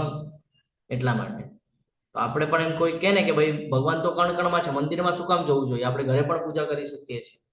સ્થાનને મહત્વ છે ને, આ હંમેશા ધ્યાનમાં રાખવાનું છે. તો સ્થાવરોમાં હું હિમાલય છું. આગળ સર્વ વૃક્ષોમાં અશ્વત્થનું વૃક્ષ છું, સૌથી મોટું, વિશાળ અને સૌથી વધારે જેનું જીવન છે અશ્વત્થ. અશ્વત્થ એટલે શેનું? અશ્વત્થ એટલે શું ખબર છે? હરે કૃષ્ણ. અહીંયા દેખાય છે તમને બાજુમાં બનિયન ટ્રી. તો અશ્વત્થનું જે વૃક્ષ છે આ વૃક્ષ હું છું ભગવાન કે છે. આપણે બધા એની ઉપાસના કરીએ છીએ, પૂજા અર્ચના કરીએ છીએ કે નહીં? આપણે છે ને જ્યારે કોઈ એવી જગ્યાએ આપણે જઈએ છીએ જ્યાં જૂનું ટેમ્પલ હોય, જૂનું એટલે ઘણા વર્ષોથી હોય, પેશવે કાલીન એવા બધા ટેમ્પલ હોય ને, ત્યાં તમને મોસ્ટલી આ જ વૃક્ષ દેખાશે. મોસ્ટલી કાં તો વડ કાં તો પીપળો આ જ તમને દેખાશે. શું કામ? ભગવાનનું પ્રતિનિધિત્વ કરે છે. સમજાઈ રહ્યું છે? તમે સાંભળ્યું પણ હશે પીપળે બે પ્રકારનું કહેવાય, પીપળે વિષ્ણુનો પણ વાસ હોય અને પીપળે ભૂતનો પણ વાસ હોય. એવી રીતે સાંભળ્યું હશે તમે? સાંભળ્યું છે કે? હા, આગળ વધશો ને હજી ભગવાન આપણને ક્લિયર કરશે શું શું છે. તો વૃક્ષની અંદર કે છે ભાઈ અશ્વત્થનું વૃક્ષ હું છું અને દેવર્ષિઓમાં હું નારદ છું. બધાને એવું લાગે કે નારદજી અહીંયાથી ત્યાં કરવાનું કામ કરે છે, પણ ભગવાન તો સીધું સીધું કે છે કે દેવર્ષિમાં હું નારદ છું. છે ને, નારદજી ઉપરથી શું શીખવાનું છે કે તમે કેવા પણ એમાં જન્મ લીધો હોય, બરાબર, અને જો તમે એવું જ જીવન વ્યતીત કરીને જો તમે મૃત્યુ કરી નાખો તો એને કોઈ ઉપયોગ નથી, તો પછી કઈ જ સાર્થ કર્યું નથી. પરંતુ તમે કેવા પણ કુળની અંદર આવ્યા પછી પણ જો તમે એનો સાર્થ કરવા માંગો છો તો તમે શું કરો છો? કોઈક ને કોઈક એવી બાબત કરો છો જે તમને હટકે, અલગ બતાડે છે, અલગ તમારું આઈડેન્ટિટી અલગ નિર્માણ કરે છે, તમારી ઓળખ નિર્માણ કરે છે. તો એવી જ રીતે નારદજીની એક અલગ ઓળખ નિર્માણ થઈ કે એક તો દાસી પુત્ર અને એમાં પણ જ્ઞાન નહીં, કોઈ પાઠશાળામાં નહીં, કોઈ જગ્યાએ ગયા નથી, ખાલી સેવા ભાવ હતો, માતા સાથે બેસીને બધાની સેવા કરતા. આ જ સેવાનો લાભ એમને પ્રાપ્ત થયો, ભગવાનનું સ્મરણ કરવાનું ચાલુ કર્યું અને આજે સૌથી મહાનમાં મહાન ભક્ત જો પહેલા ભક્ત કહેવામાં આવે છે ને તો એ આ છે નારદજી ભૌતિક જગતમાં. તો કે દેવર્ષિઓમાં નારદ હું છું, ગંધર્વોમાં ચિત્રરથ છું. ગંધર્વ એટલે મ્યુઝિક જે લોકો શીખતા હશે ને લોકોને ખબર હશે એનું મહત્વ ગંધર્વનું. તો આ એક લોક છે, લોકની અંદર જે મ્યુઝિક સિસ્ટમ ચાલેલી, અપ્સરા નાચતી હોય ને ઇન્દ્રજી ખુશ થતા, ત્યાં જે વાગતું હોય ને બધું સુર તાલ બધું થતું હોય, તો જે ગાયનો ગાતા હોય તો એ સિંગર તરીકે ઉલ્લેખ છે અહીંયા. ચિત્રરથ જે છે એ ત્યાંના સિંગર છે દેવી દેવતા લોકના. તો કે ગંધર્વ જે છે ને એ પણ હું છું. તમે 7 સ્વર, જે લોકો મ્યુઝિક સિસ્ટમમાં નિપુણ હશે એ લોકો કહે છે 7 સ્વરની જ્યારે તમને શીખવાડવામાં આવે ને તો એ સૌથી પહેલા આરાધના કરવા લગાડે, એ આ છે ચિત્રરથ ગંધર્વ. સિદ્ધ પુરુષોમાં હું કપિલ છું. એમ તો ઘણા બધા મુનિઓ છે, 2 પ્રકારના કપિલ નામ આવે છે. શાસ્ત્રો તમે વાંચશો ને એની અંદર 2 પ્રકારના કપિલ મુનિના નામ આવે છે. એક તો આપણને બધાને ખબર છે ને, જે કૃષ્ણનું પ્રતિનિધિત્વ કરે છે, જે આપણે મોસ્ટલી સાંભળીએ છીએ. અને બીજા એક છે કે કપિલ નામે એક ઋષિ થઈ ગયા છે, પણ એમણે શું કહેવાય નાસ્તિક પ્રવૃત્તિ હતી એમની, એટલે એમણે દર્શન તો કરેલા પણ એમની પ્રવૃત્તિ એકદમ નાસ્તિક જેવી થઈ ગઈ હતી, એટલે આપણે એમને એટલું બધું યાદ નથી કરતા. પરંતુ આ કપિલ મુનિ યાદ રહી જાય છે, કારણ કે આમણે આપણને જે ઉપદેશ આપ્યા છે ઉપદેશના આધારે આપણે આપણું જીવન સાર્થ કરી શકીએ છીએ. તો કે સિદ્ધ પુરુષ જે છે, ઘણા બધા મુનિઓની વાત થાય તો કે આ મુનિઓમાં હું કપિલ મુનિ હું છું ભગવાન કહે છે. અશ્વમાં હું ઉચ્ચ શ્રવા છું. હવે આ ઉચ્ચ શ્રવા અશ્વ તો ઘણા બધા પ્રકારના છે ને. મહાભારતના યુદ્ધમાં પણ આપણે જોયું હતું ઘણા બધા અશ્વો હોય, હા, એના ઉપર બધા વિરાજમાન હોય. તો એમાંથી આ એક અશ્વ છે જે ઉચ્ચ શ્રવા નામના છે. આ ક્યારે ક્યારે પ્રાપ્ત થયા હતા ખબર છે? ક્યાંથી આવ્યા હતા આ જે અશ્વ છે? એ આવ્યા હતા સમુદ્ર મંથન વખતે. સમુદ્ર મંથન માંથી ઘણી બધી વસ્તુઓ નીકળેલી છે. 14 રત્નો નીકળેલા છે સમુદ્ર મંથન માંથી, ખબર છે? સૌથી પહેલા વિષ નીકળેલું છે. લાસ્ટમાં થોડીક ચર્ચા કરશું આપણે. આ સમુદ્ર મંથન નું બહુ આવી રહ્યું છે આમાં, લાસ્ટમાં આપણે થોડી ચર્ચા કરશું. તો આ અશ્વ કોની પાસે છે ખબર છે તમને? આ ઉચ્ચ શ્રવા નામનો જે અશ્વ છે. આ જે સમુદ્ર મંથન થઈ રહ્યું હતું કોણ બે વચ્ચે થઈ રહ્યું હતું? દેવ અને દૈત્ય પ્રભુ. દેવો અને દાનવો વચ્ચે. હરે કૃષ્ણ. દેવ અને દાનવો વચ્ચે થઈ રહ્યું હતું સમુદ્ર મંથન, બરાબર છે? તો આમાંથી જે મોસ્ટલી નીકળતું હતું ને, તો એ કોને જાય ખબર છે? દેવોની ટીમને જાય ને. સારી બાબતો હોય એ દેવોને જાય, એના માટે જ કરી રહ્યા હતા. તો આમાંથી જે કાંઈ પણ નીકળ્યું ને, એ જે ઇન્દ્ર હતા, એટલે કે રાજા, દેવોના રાજા, જે ઇન્દ્ર જગ્યા ઉપર સ્થિત હતા, એમને આ દેવામાં આવેલો છે. આ અશ્વ ઉચ્ચ શ્રવા એમને મળેલો છે. એટલું જ નહીં, એના સાથે ગજરાજોમાં ઐરાવત નામનો હાથી, એટલે 1000 હાથીનું બળ એક હાથીમાં હોય, 10,000 હાથીનું, સોરી, 10,000 હાથીનું બળ એક હાથીમાં હોય એવો એ ઐરાવત હાથી એ પણ એમને મળેલો છે ઇન્દ્રદેવને. એટલે ઇન્દ્રદેવ ક્યાં વિરાજમાન ક્યાંય જવું હોય ને એમને, તો આ ઘોડા અને આ હાથીનો ઉપયોગ કરે છે. એટલે કોઈ એમને હલાવી ન શકે એટલા માટે. એટલે દેવોના રાજા છે ને, તો એને એટલું માન આપવામાં આવેલું છે. તો આ પણ સમુદ્ર મંથન માંથી નીકળ્યા હતા હાથી. તો આ સૌથી શ્રેષ્ઠ હાથી છે ઐરાવત. અને મનુષ્યમાં હું રાજા છું. હવે અહીંયા કીધું છે રાજા. રાજાનો અર્થ શું થાય છે? રાજાનું કામ શું હોય ખબર છે? હરે કૃષ્ણ. પ્રજાનું રક્ષણ કરવાનું. હરે કૃષ્ણ. વૈદિક સાહિત્ય જયારે આપણે વાંચીએ ને, તો એની અંદર આપણને ક્લિયર કટ સમજાય કે રાજા એ હંમેશા ભગવાનનું પ્રતિનિધિત્વ કરતા હોય એવું ગણવામાં આવે છે. જેને મહર્ષિ, રાજર્ષિ આપણે કહેતા હતા. તો એ લોકો શું કરે? શાસ્ત્રો વાંચે, એટલે શાસ્ત્રોનું જ્ઞાન લે. ઘણા બધા ઋષિઓ હોય, ગુરુજનો હોય, એમની પાસેથી શાસ્ત્રોનું જ્ઞાન લે અને એમાંથી પછી ડિવાઇડેશન કરે કે ભાઈ હું કઈ વૃત્તિ જો કહીએ ને કે પ્રજાને કહીશ તો એનાથી પ્રજાનું હિત થવું જોઈએ, પ્રજાને સુખ મળવું જોઈએ, પ્રજાને શાંતિ મળવી જોઈએ. ખાલી ભૌતિક જગતનું એ લોકોને હું જ્ઞાન આપીશ કે ભાઈ તમારે તો આટલું ખેતર ખેડવાનું છે ને, આટલું તમે વાવવાનું છે ને, આમ કરો. એ તો જીવન છે, એ તો કરવું જ પડવાનું છે. પરંતુ શાંતિથી, સમાધાનથી કેવી રીતે જીવન વ્યતીત કરી શકાય, દમ ઝઘડા ન થાય, એ માટે કઈ કઈ પ્રવૃત્તિઓ મહત્વની છે એ આ રાજાઓ સૂચવતા. કોની પાસેથી? આ મહર્ષિઓ પાસેથી સાંભળી અને પછી એ સૂચવતા પોતાની પ્રજાને કે ભાઈ તમારે આ હવન કરવો જોઈએ, તમારે આ ભક્તિ કરવી જોઈએ, તમારે આવી રીતે આ છે શાસ્ત્રની અંદર વર્ણન છે. ઇવન તમે જ્યારે મહાભારતને પણ વાંચશો ને, તો એમાં પણ આવશે. કુંતી મહારાણીને એ લોકો વિશેની ચર્ચા થાય છે ત્યારે આવે છે કે એ લોકોને પણ હવન કરવા કીધેલા હતા. એટલે આપણને એવો પ્રશ્ન થાય કે ભાઈ યજ્ઞ કરવાની વાત આવે તો શું ખાલી પુરુષ જ યજ્ઞ કરી શકે? એમાં ઉલ્લેખ છે કે યજ્ઞ બધા માટે લાગુ થાય છે, બધા માટે. તો યજ્ઞનું એમાં વર્ણન છે. તો રાજાનું કામ હતું કે ભાઈ પ્રજાના હિતનું થાય. એટલે ભૌતિક જગતના કાર્ય તો એ કરવાના જ છે, એમાં તો એમને ઉદ્ધાર કરવો જ છે, પરંતુ એની સાથે સાથે એમના જીવનનો પણ ઉદ્ધાર થાય, આ એનો હેતુ હતો. પણ અત્યારે શું થઈ ગયું છે? યુગના હિસાબથી શું થઈ ગયું છે? કેવા છે બધા? પોતાનો ફાયદો કરે, બીજાનું નુકસાન કરે. એક્ઝેક્ટ ઉલટું થઈ ગયું છે ને? કારણ કે અધર્મ વધી ગયો છે, ધર્મ બચ્યો નથી. ખાલી નામના રાજા રહ્યા છે, બાકી બધું પોતાના ફાયદાનું કરતા આપણને જોવા મળી રહ્યું છે. તો આ સમજવું ખૂબ જરૂરી છે. એનો અર્થ એમ નથી કે એ પ્રતિનિધિત્વ કરે છે ભગવાન. આ પહેલાના સમયની વાત થઈ રહી છે કે મનુષ્યના અંદર રાજા છું. કોને રાજા કહી શકાય? જે બીજાનું હિત કરે એ રાજા. બાકી સ્વયંચલિત રાજા તો ગણાય છે અત્યારે જોવા જઈએ તો. આગળ વધે તો શસ્ત્રોના અંદર હું વજ્ર છું. આ વજ્રનું અસ્ત્ર જે છે એ કોને પ્રાપ્ત થયું? એ પણ કોને કહ્યું? હરે કૃષ્ણ. ઇન્દ્ર ભગવાનને. હા, એક કથા આવે છે કે આ વજ્રનું જે અસ્ત્ર છે ને ચલાવવામાં આવેલું હતું. ક્યારે ચલાવવામાં આવેલું હતું ખબર છે? બે વખતે ચલાવવામાં આવેલું છે. બે જગ્યાએ કથા મળે છે. એક દ્વાપર યુગની મળે છે અને એક ત્રેતા યુગની મળે છે. હનુમાનજી પર. Yes, right. જ્યારે એમનું નામ હનુમાન શું કામ પડ્યું? કારણ કે એના ઉપર વજ્રનું અસ્ત્ર ચલાવવામાં આવ્યું હતું જ્યારે એ સૂર્યલોકમાં ગયા હતા. ખબર છે કોણે ચલાવ્યું હતું ત્યારે? રાહુએ. રાહુએ, રાઈટ. અને દ્વાપર યુગની અંદર પણ આપણને ખબર છે આ વજ્ર નામનું અસ્ત્ર ચલાવવામાં આવેલું છે ને. તો આ બહુ પાવરફુલ અસ્ત્ર છે. એટલે આ જ્યારે ચલાવવામાં આવે ને તો બધું વિનાશ જ નિશ્ચિત છે. સમજી જવાનું કે વિનાશ છે. આ અસ્ત્ર એટલું પાવરફુલ છે. તો ભગવાન કહે છે શસ્ત્રોના અંદર વજ્રનું જે અસ્ત્ર છે ને એ હું છું. આગળ કહે છે ગાયોમાં હું સુરભી છું. ઘણી બધી પ્રકારની ગાય છે. ગાયના પ્રકાર ખબર છે? 2-4 નામ આવડે છે કઈ ગાયના? હરે કૃષ્ણ.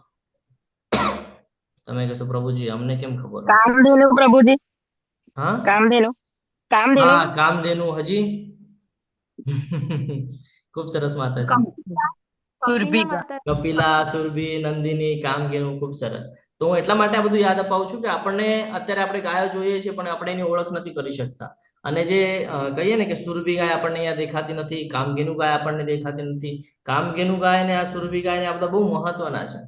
એ લોકો એ ગાયની પાછળનું મહત્વ છે કે ભાઈ તમે એનું દૂધ.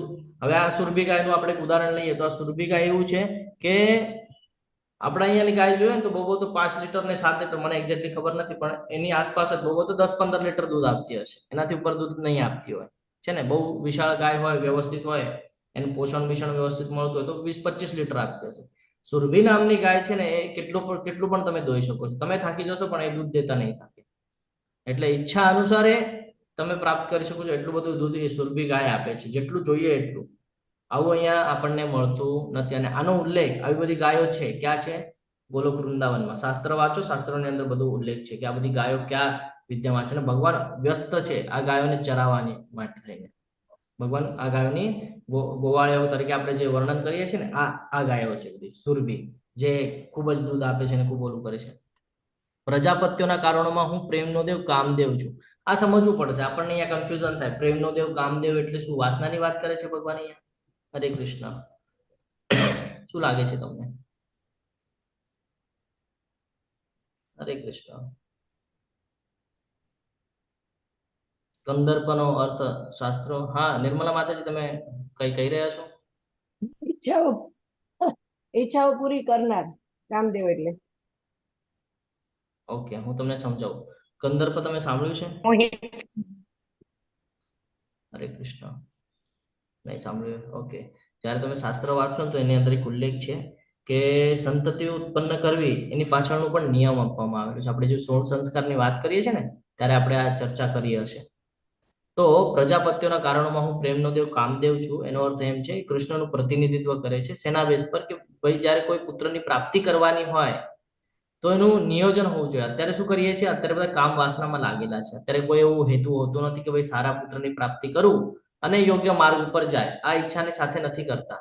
અત્યારે શું કરીએ છીએ? ભાઈ પોતાના એન્જોયમેન્ટ માટે, વાસના માટે થઈને આપણે કરીએ છીએ. તો ભગવાન એ સમજાવવા માંગે છે કે જ્યારે કૃષ્ણ સાથે વિચારો રાખી અને જ્યારે એક સારા ઉત્પત્તિની તમે વિચારણા કરો છો તો ત્યારે પ્રજાપતિઓની અંદર કામદેવ હું છું જે કંદર્પ તરીકે કૃષ્ણની ઉપસ્થિતિ દર્શાવે છે કે ભાઈ સારા માટે કરો છો.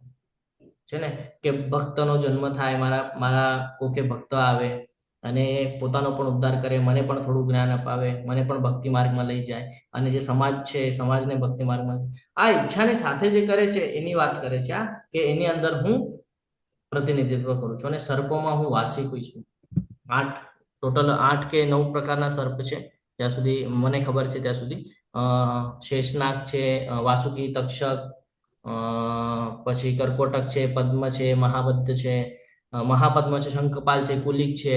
તો આવા અલગ અલગ પ્રકારના સાપો છે ને. તક્ષકની વાત કરીએ તો જ્યારે તમે મહાભારતનું યુદ્ધ સાંભળશો તો એમાં કર્ણએ ચલાવ્યું હતું અર્જુન ઉપર તક્ષક નાગ. ઘણા બધા સર્પો આવી ગયા હતા. હરે કૃષ્ણ પ્રભુજી, આ સુખદેવજી માં પણ એમ જ છે ને, પરીક્ષિત રાજા ને તક્ષક નાગ જ કરડવાનું હતું ને. હા હરે કૃષ્ણ, હરિ બોલ. તો એ તીર ચલાવે છે, ભગવાન જોયે છે, અરે તક્ષક, ભગવાન એને એલર્ટ કરે છે અર્જુનને કે અર્જુન તક્ષક છોડ્યો છે. તો અર્જુનજી તો વિચારમાં પડી ગયા, તક્ષક છોડ્યો છે એટલે શું? તેને ખબર નહોતી કે આ તક્ષક નાગથી એનું મૃત્યુ થઈ જશે. ભગવાન તરત એના રથ પર જોરમાં પગ મારે છે તો જે એને અહીંયા માથા પર લાગવાનું છે એના મુકુટને લાગીને વયું જાય છે. તો મુકુટ નીકળી જાય છે, એનું મુકુટને લાગીને વયું જાય છે. પછી એને ખબર પડે છે જ્યારે પાછળ જાય છે ને તો જોવે છે કે જેને પણ લાગે છે ને જગ્યા પર એ લોકોનું મૃત્યુ થઈ જાય છે. તો પછી ખબર પડે છે અરે મૃત્યુ થઈ જાત, મારું બચી ગયો. કોના લીધે? ભગવાનના. આ ભગવાન છે કે ભગવાન ક્યાંથી કેવી રીતે બચાવી દેશે ને કઈ જ ખબર નથી. અર્જુનજી તો વિચારમાં હતા. તમે એ વાંચજો, સરસ રીતે એમાં વર્ણન છે મહાભારતની અંદર, ખૂબ સરસ વર્ણન છે કે સ્તબ્ધ છે, વિચારમાં છે હજી કે ભાઈ તક્ષક શું, હજી ક્લિયર નથી થઈ રહ્યું તરત એને કે ભાઈ છોડ્યું શું, છોડ્યું તક્ષક શું, સાપ શું કામ છોડ્યું, કઈ જ ખબર નથી. ભગવાન તો એટલામાં પગ મારીને છૂટા થઈ ગયા અને એને બચી ગયા એટલામાં. તો વિચાર કરજો, એટલે એટલું ફાસ્ટમાં ભગવાન કહીએ ને આપણે કે આપણે વિચાર પણ નથી કરી શકતા, એના આગળનું તૈયારી ભગવાને કરીને રાખી હોય છે આપણા માટે. આગળ છે અનેક ફેણવાળા નાગોમાં હું અનંત છું, જેનો કોઈ અંત નથી, એને કહેવાય છે અનંત. આ નાગોની પણ આપણે ચર્ચા કરશું લાસ્ટમાં જો સમય મળશે તો. જળચરોમાં હું વરુણદેવ છું. પાણી તો ઘણા બધા પ્રકારે જોઈએ છે આપણે, પણ એ જે પાણીનો જે ગુણધર્મ છે તૈયાર ક્યાંથી થાય છે કે વરુણદેવ. આપણને જ્યારે પાણીની અછત પહેલાના સમયમાં શાસ્ત્રોમાં વર્ણન છે કે ભાઈ જ્યારે ક્યારે ખેતર ખેડેલું હોય અને પાણીની અછત જણાય તો મોટો યજ્ઞ કરવામાં આવતો. તો એ યજ્ઞ વરુણદેવ માટે કરવામાં આવતો કે એનાથી વરુણદેવ પ્રસન્ન થતા અને પછી યોગ્ય રીતે વરસાદ આવતો. જે જે ઓલા માટે કરેલું હોય એ ઈચ્છા પ્રમાણે રીતે વર્ષા થતી. આ વરસાદનું પણ બહુ મહત્વ છે. અત્યારે આપણે જોઈએ છીએ તો આપણને નોર્મલ લાગે છે ને વરસાદ. પેલા અલગ અલગ પ્રકારના વરસાદો કરવામાં આવતા, ખબર છે તમને? નહીં ખબર હોય, એસિડનો વરસાદ હોય, હા, નોર્મલ વરસાદ હોય, ખારા પાણીનો વરસાદ, આવું કરવામાં આવતું પેલા શાસ્ત્રમાં વર્ણન છે, ઉલ્લેખ છે. અત્યારે તો બધું નોર્મલ દેખાય છે આપણને, કારણ કે અત્યારની જે સિચ્યુએશન છે આપણે સમજી શકવાના નથી આપણે. અને અત્યારે તમે જોશો ને, હાલનું તમને કહી દઉં, અત્યારે હાલની સિચ્યુએશન, અત્યારે ઉનાળો ચાલુ છે, વૈશાખ મહિનો ચાલુ થઈ ગયો, ઉનાળો ચાલુ છે, ધૂમ તડકો હોવો જોઈએ. અમારે અહીંયા વરસાદનું વાતાવરણ છે, સવારથી વરસાદનું વાતાવરણ છે અમારે, ક્યારે પણ આવવાની તૈયારી છે. કેમ? આપણે ફોલો નથી કરતા, બિલકુલ આપણે સમજતા નથી કે ભાઈ આપણને સૃષ્ટિ શું કામ આપી છે, એનો કેમ ઉપયોગ કરવાનો છે, કોની ઉપાસના કરવાની છે, કોનું કેવું ધ્યાન રાખવાનું છે. નહીં, આપણને મન ફાવે એમ બધું આપણે બાંધકામ કરીએ છીએ, મન ફાવે એમ વૃક્ષોની કટિંગ કરીએ છીએ. વૃક્ષ કટ કરવું એનો અર્થ શું કામ નુકસાન થાય છે? તો કે વૃક્ષ હોય ને તો જ વરસાદને આકર્ષિત કરી શકે, સમજો છો? અને વૃક્ષ હોય ને તો એ ઓક્સિજન આપે. વૃક્ષના અનેક લાભ છે આપણને, પણ આપણે સમજી શકતા નથી. વૃક્ષની જ્યારે મહત્વતા ક્યારે સમજાય? જ્યારે આપણે તડકામાં થાકેલા હોઈએ ને અને પછી જ્યારે આપણે વિસાવો લઈએ ને ત્યારે ખબર પડે કે ભાઈ હા, વૃક્ષનો શું લાભ છે. પણ આપણે શું કહીએ છીએ? ના ના, એ તો આપણાથી ન થાય. પણ આ બધું આપણને શું કામ આપ્યું છે સૃષ્ટિની અંદર ભગવાને? કે આ બધું તમારા ઉપયોગ માટે છે. તો તમે લ્યો, એનો ઉપયોગ કરો ને જીવનને સરળ કરીને જીવો. અને વૃક્ષ એટલા માટે આપ્યું છે કે વૃક્ષ પાસેથી શીખવા જેવું ઘણું બધું છે. તમે જોજો, જ્યારે કાંઈ નથી હોતું ને તો એ સતત પ્રયાસ કરે છે મોટું થવાનો, અને જ્યારે એક ચરમસીમા પર પહોંચી જાય છે, મોટું થાય છે, પાંદડા આવે છે, ફૂલ આવે છે, જ્યારે ફળ આવે છે ને, જ્યારે ફળ આવે છે, જ્યારે ચરમસીમા પર હોય છે ત્યારે ઝૂકેલું હોય છે. જેવા ફળ આવે ને તરત નરમાઈ થઈ જાય ને ઝુકાઈ જાય છે. ધ્યાનમાં રાખજો, શું શીખવા મળે છે એમાંથી? કે ભાઈ જ્યારે આપણા મન જેવું બધું થયું હોય, આપણે પોસ્ટ ઉપર હોઈએ, હોદ્દા ઉપર હોઈએ ને, જ્યારે ચરમસીમા પર, ત્યારે નમ્રતાથી વર્તન કરવાનું છે, એકદમ ઝૂકીને, એકદમ ગ્રાઉન્ડ લેવલથી. આ વૃક્ષ પાસેથી શીખવા મળે છે. બીજું તો કે પાનખર ઋતુ આવે છે, જ્યારે વૃક્ષના બધા પાંદડા ખરી જાય છે. આનો અર્થ શું? તમારા જીવનમાં પણ એક સિચ્યુએશન એવી આવશે જ્યારે બધા તમને છોડી દેશે, ત્યારે પણ તમારે અડગ રહેવાનું છે, ભક્તિમાં છોડવાની નથી. ભક્તિ છોડશો તમારામાં ને એનામાં કોઈ ફરક નહીં રહે. પણ જો તમે ભક્તિમાં અડગ રહેશો ને તો પાછું પાનખર પછી શું આવે છે? કઈ ઋતુ આવે છે? આમાં વર્ણન પણ આવશે આગળ. હા, તો પછી ધીરે ધીરે પાંદડાઓ ફૂટે, પછી ને નવી કળીઓ આવે, હા, પાછું સર્જન થાય. તો ભગવાન વૃક્ષ પાસેથી ખૂબ કાંઈ શીખવાડે છે આપણને કે બધાને હેલ્પફુલ થાય એવી રીતે એનું નેચર બનાવો. આ વૃક્ષ પાસેથી શીખવાડે છે. પણ આપણે આ બધું સમજી શકતા નથી, આપણે ધ્યાનથી ભટકી ગયા. પાછા આવી જઈએ અહીંયા. તો કે છે કે જળચરોમાં હું વરુણદેવ છું અને દિગ્વંત પિતૃઓમાં હું અર્યમા છું. પિતૃલોકની વાત કરે છે, તો પિતૃઓમાં અર્યમા હું છું કે છે. નિયમોનું પ્રવર્તન કરનારા નિયામકોમાં હું મૃત્યુદેવ યમરાજ છું. મૃત્યુના દેવ યમરાજ છે ને. નિયમોનું પ્રવર્તન કરનારા નિયામકોમાં આ જે મૃત્યુદેવ જે યમરાજ છે ને, એમને યમલોક આપેલું છે. તો એ ક્યાં છે ખબર છે? આપણા પૃથ્વીની બાજુમાં. આપણા પૃથ્વીની બાજુ. તમે કહેશો પ્રભુજી એ તો દેખાતું નથી. તો આપણે એટલા સક્ષમ નથી કે એ બધું આપણે જોઈ શકીએ. અને બધું જ દેખાતું હોત તો આપણે પૃથ્વી લોક ઉપર ન હોત, છે ને, દેવી દેવતાના લોકમાં હોત આપણે. તો આ સમજ જરૂરી છે. પણ શાસ્ત્રના અંદર વર્ણન આવે છે, ઇવન ગરુડ પુરાણની અંદર પણ, વિષ્ણુ પુરાણની અંદર પણ ઉલ્લેખ છે કે ભાઈ યમ મહારાજને ક્યાંય સ્થાન આપ્યું છે પૃથ્વીની બાજુમાં. શું કામ બાજુમાં આપ્યું છે? તો કે આ પૃથ્વી લોકમાં જે કાંઈ પણ થાય ને સીધા પહેલા તમારી પાસે આવશે, તમારે ત્યાં એન્ટ્રી થશે એની, પછી ત્યાંથી તમારે નિર્ણય લેવાના કોને ક્યાં મોકલવાનું છે. એટલે એ બાજુમાં એવી રીતે સેટ કરવામાં આવેલું છે કે તમે જેવા પૃથ્વીલોકમાં જેવું તમારું મૃત્યુ થાય, જેવું દેહ ત્યાગ થાય, તો ઓલી આત્મા બારે જેવી આવે તરત જ ચલો મારી પાસે, મારા ડિપાર્ટમેન્ટમાં આવી જાઓ, તરત ત્યાં બોલાવી લે, પછી એનો નિર્ણય લેવામાં આવે. તો કે મૃત્યુદેવ યમરાજ પણ હું જ છું. દૈત્ય અસુરોમાં હું ભક્તરાજ પ્રહલાદ છું. જો હવે અહીંયા દૈત્ય, હવે અહીંયા અસુરોની વાત કરે છે કે અસુરોની પણ વાત થાય તો ઘણા બધા અસુરો છે. હિરણ્યાક્ષ, હિરણ્યકશ્યપ છે ને, કેટલાય લોકોનો વધ કરેલો છે ભગવાને. તો કે આ દૈત્ય અસુરોમાં હું ભક્તરાજ પ્રહલાદ છું. એટલે ભગવાન અહીંયા એમ કહેવા માંગે છે કે તમે કોઈ પણ સિચ્યુએશનમાં અત્યારથી ખરાબમાં ખરાબ કર્મ પણ ભલે કરી દીધા હોય, પણ એના પછી પણ જો તમે મારી ભક્તિ કરો છો તો તમે મારું પ્રતિનિધિત્વ કરો છો, એમ હું ઉલ્લેખ કરી રહ્યો છું કે છે. ઉદાહરણ આપે છે ભક્તરાજ પ્રહલાદનું કે અસુરી કુળમાં જન્મ હોવા પછી પણ ભગવાનની ભક્તિ એટલે ભગવાનનું પ્રતિનિધિત્વ કરી રહ્યા હતા, ભલે ખરાબ બાબતમાં. તો આપણો જન્મ પણ ભલે આપણને વૈશ્યમાં હોય, શુદ્રમાં હોય, ક્ષત્રિયમાં, શેમાં પણ હોય, ગરીબમાં ગરીબ કુટુંબમાં હોય છે ને, અધર્મી લોકોના અંદર હોય, ક્યાંય પણ હોય, પણ એ પછી પણ આપણે પોતાનો ઉદ્ધાર કરી શકીએ છીએ. અહીંયા ભગવાન ઉલ્લેખ કરે છે કે જે મારું પ્રતિનિધિત્વ કરે છે ને એ બધી જગ્યાએ હું વિદ્યમાન છું. તો એના મુખ્ય પાસાઓ આપણને બતાડે છે, જેમ કે ભક્તરાજ પ્રહલાદ કે અસુરીયમાં હોવા પછી પણ ભગવાનનું પ્રતિનિધિત્વ કરે છે. દમન કરનારામાં હું કાળ છું. કાળ એટલે સમયની વાત કરે છે અહીંયા, કે સમય આપણે કોઈ દિવસે એવું સાંભળે આપણને બધું આપણા મન જેવું થાય છે, પણ જ્યારે સમય આપણા વિપરીત જાય ને તો ખબર પડે. આપણું સારું ખરાબ કોણ નિશ્ચિત કરે છે? આપણે કરીએ છીએ? નહીં. કોણ કરે છે? સમય નિશ્ચિત કરે છે. સમય સારો તો બધું સારું થાય, સમય ખરાબ તો બધું ખરાબ. કહીએ ને કે વ્યક્તિ ખરાબ નથી હોતો, એનો સમય ખરાબ હોય છે. કહેવામાં આવે છે ને, સાંભળ્યું હશે તમે એવું, કે વ્યક્તિ કોઈ ખરાબ હોતો નથી, એનો સમય ખરાબ ચાલી રહ્યો છે. તો આ સમય છે એ ભગવાન કહે છે કાળ હું છું. એક સમય એવો આવશે કે જ્યારે તમારું એન્ડ થઈ જશે. કેવી રીતે ખબર પડી એન્ડ થઈ? પરિવર્તન થયું એટલે ખબર પડી કે એન્ડ થઈ. જેમ આપણે જન્મ લઈએ, મોટા થઈએ, યુવા, કુમાર પછી યુવા પછી વૃદ્ધ અને પછી એન્ડ. કેવી રીતે ખબર પડી? તો કે સમય વ્યતીત થયો ને. કાઉન્ટ કરતા આવડે છે કે ખાલી અંદાજો લગાડી શકાય, બાકી સમયને સમજી ન શકાય. અને સમય એવો છે સતત ચાલ્યા કરે છે, સતત કન્ટિન્યુઅસ ચાલ્યા કરે છે, એમાં કોઈ સ્ટોપ નથી. આપણે ખમી જઈએ ને, ઘડિયાળ બંધ કરી દેશો ને તો પણ વ્યવહાર સાચો સમય બતાડશે. એટલે સમયને કોઈ ખમાડી શકતું નથી, એનું કામ કરે છે. અને કેવી રીતે કરે છે? એકદમ બારીકાઈથી કરે છે. નાનામાં નાનું કર્મ હોય ને એનો પણ રિપ્લાય આપે છે. તો આપણે પણ એની જેમ જ જીવન વ્યતીત કરવાનું છે, કાળની જેમ. કાળ એટલે સમયની જેમ. કેવી રીતે? તો એકદમ સૂક્ષ્મ બાબતો પર ધ્યાન રાખવાનું છે કે શું કરવા યોગ્ય છે, શું કરવા યોગ્ય નથી. અને કન્ટિન્યુઅસ કરવાનું છે. જે શુદ્ધ ભક્તિ છે કન્ટિન્યુઅસ કરવાની છે, કોઈ દિવસે ખંભી ન જોઈએ. આ સમય પાસેથી શીખવા મળે છે. આ આપણને આપી રાખ્યું છે. બધું પૂરું થઈ જશે પણ સમય ત્યાંનો ત્યાં જ રહે છે ને. આજે સમયની જે સિચ્યુએશન છે એ એની જગ્યાએ જ છે, પણ બધું પરિવર્તન થાય છે ને એટલે આપણને એમ લાગે છે કે સમય જઈ રહ્યો છે.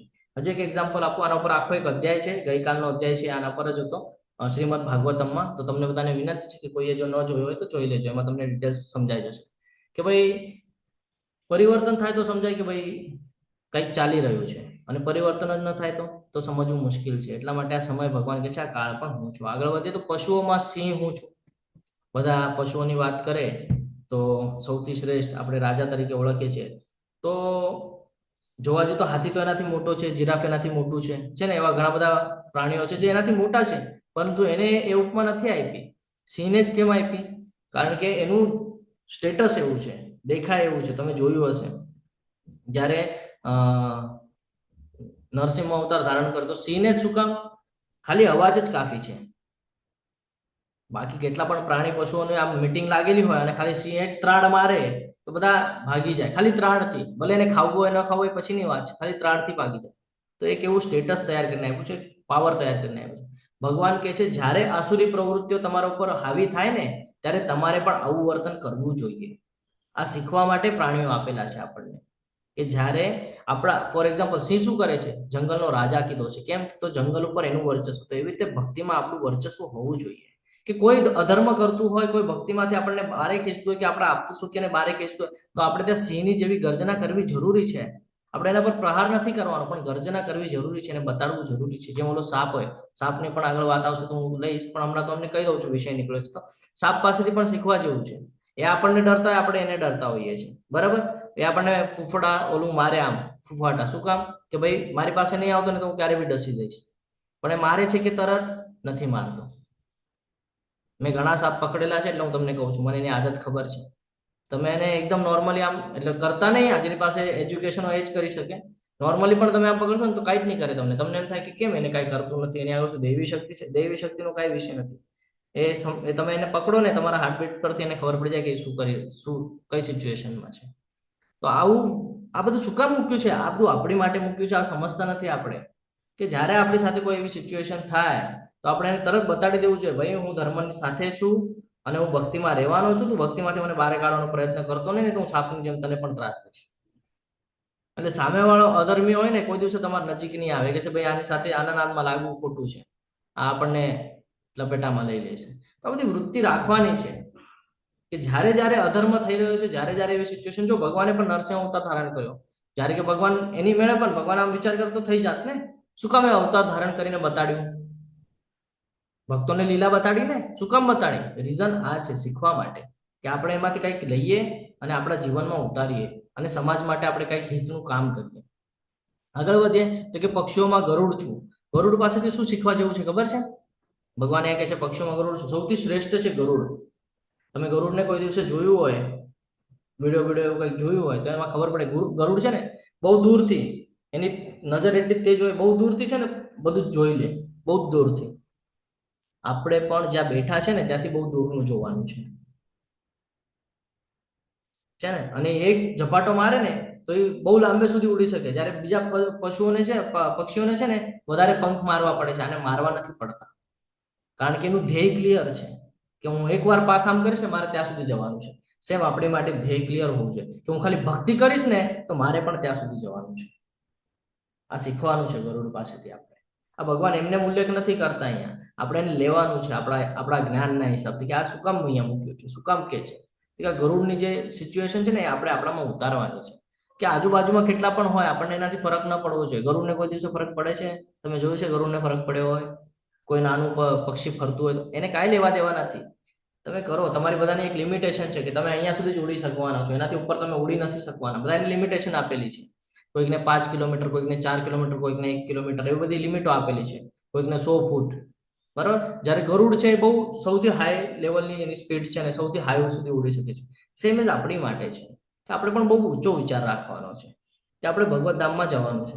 આપણે એ પ્રમાણે તૈયારી રાખવી પડશે. ગરુડની જેમ લક્ષ્ય એક સાથે કેન્દ્રિત, આજુબાજુમાં શું થઈ રહ્યું છે મને એનાથી કોઈ લેવા દેવાનું. આ ગરુડ છે અને એની પાસેથી આપણે આ શીખવાનું છે. પવિત્ર કરનારામાં હું વાયુ છું, એટલે હવાની વાત કરે છે, બરાબર. સવારે તમે ઉઠો અને બારે ચક્કર મારવા જાઓ કેવું પ્રસન્ન લાગે. કેમ? કારણ કે વાયુ ત્યારે એવો શુદ્ધ હોય છે એટલે પ્રસન્ન લાગે છે. તો અહીંયા કે છે પવિત્ર, એટલે કે છે સવારે વહેલા ઉઠો, મંગળા આરતીમાં જોડાઓ, ટેમ્પલમાં જાઓ, સવારમાં સેવા કરો. તમે જ્યારે જશો ને તો તમે શ્વાસ ઉચ્છ્વાસની પ્રક્રિયા કરશો ને તો એ શ્વાસથી તમારા ફેસ પરનું સ્ટ્રક્ચર ચેન્જ થાય છે, કારણ કે તમારા માટે હિતનું છે.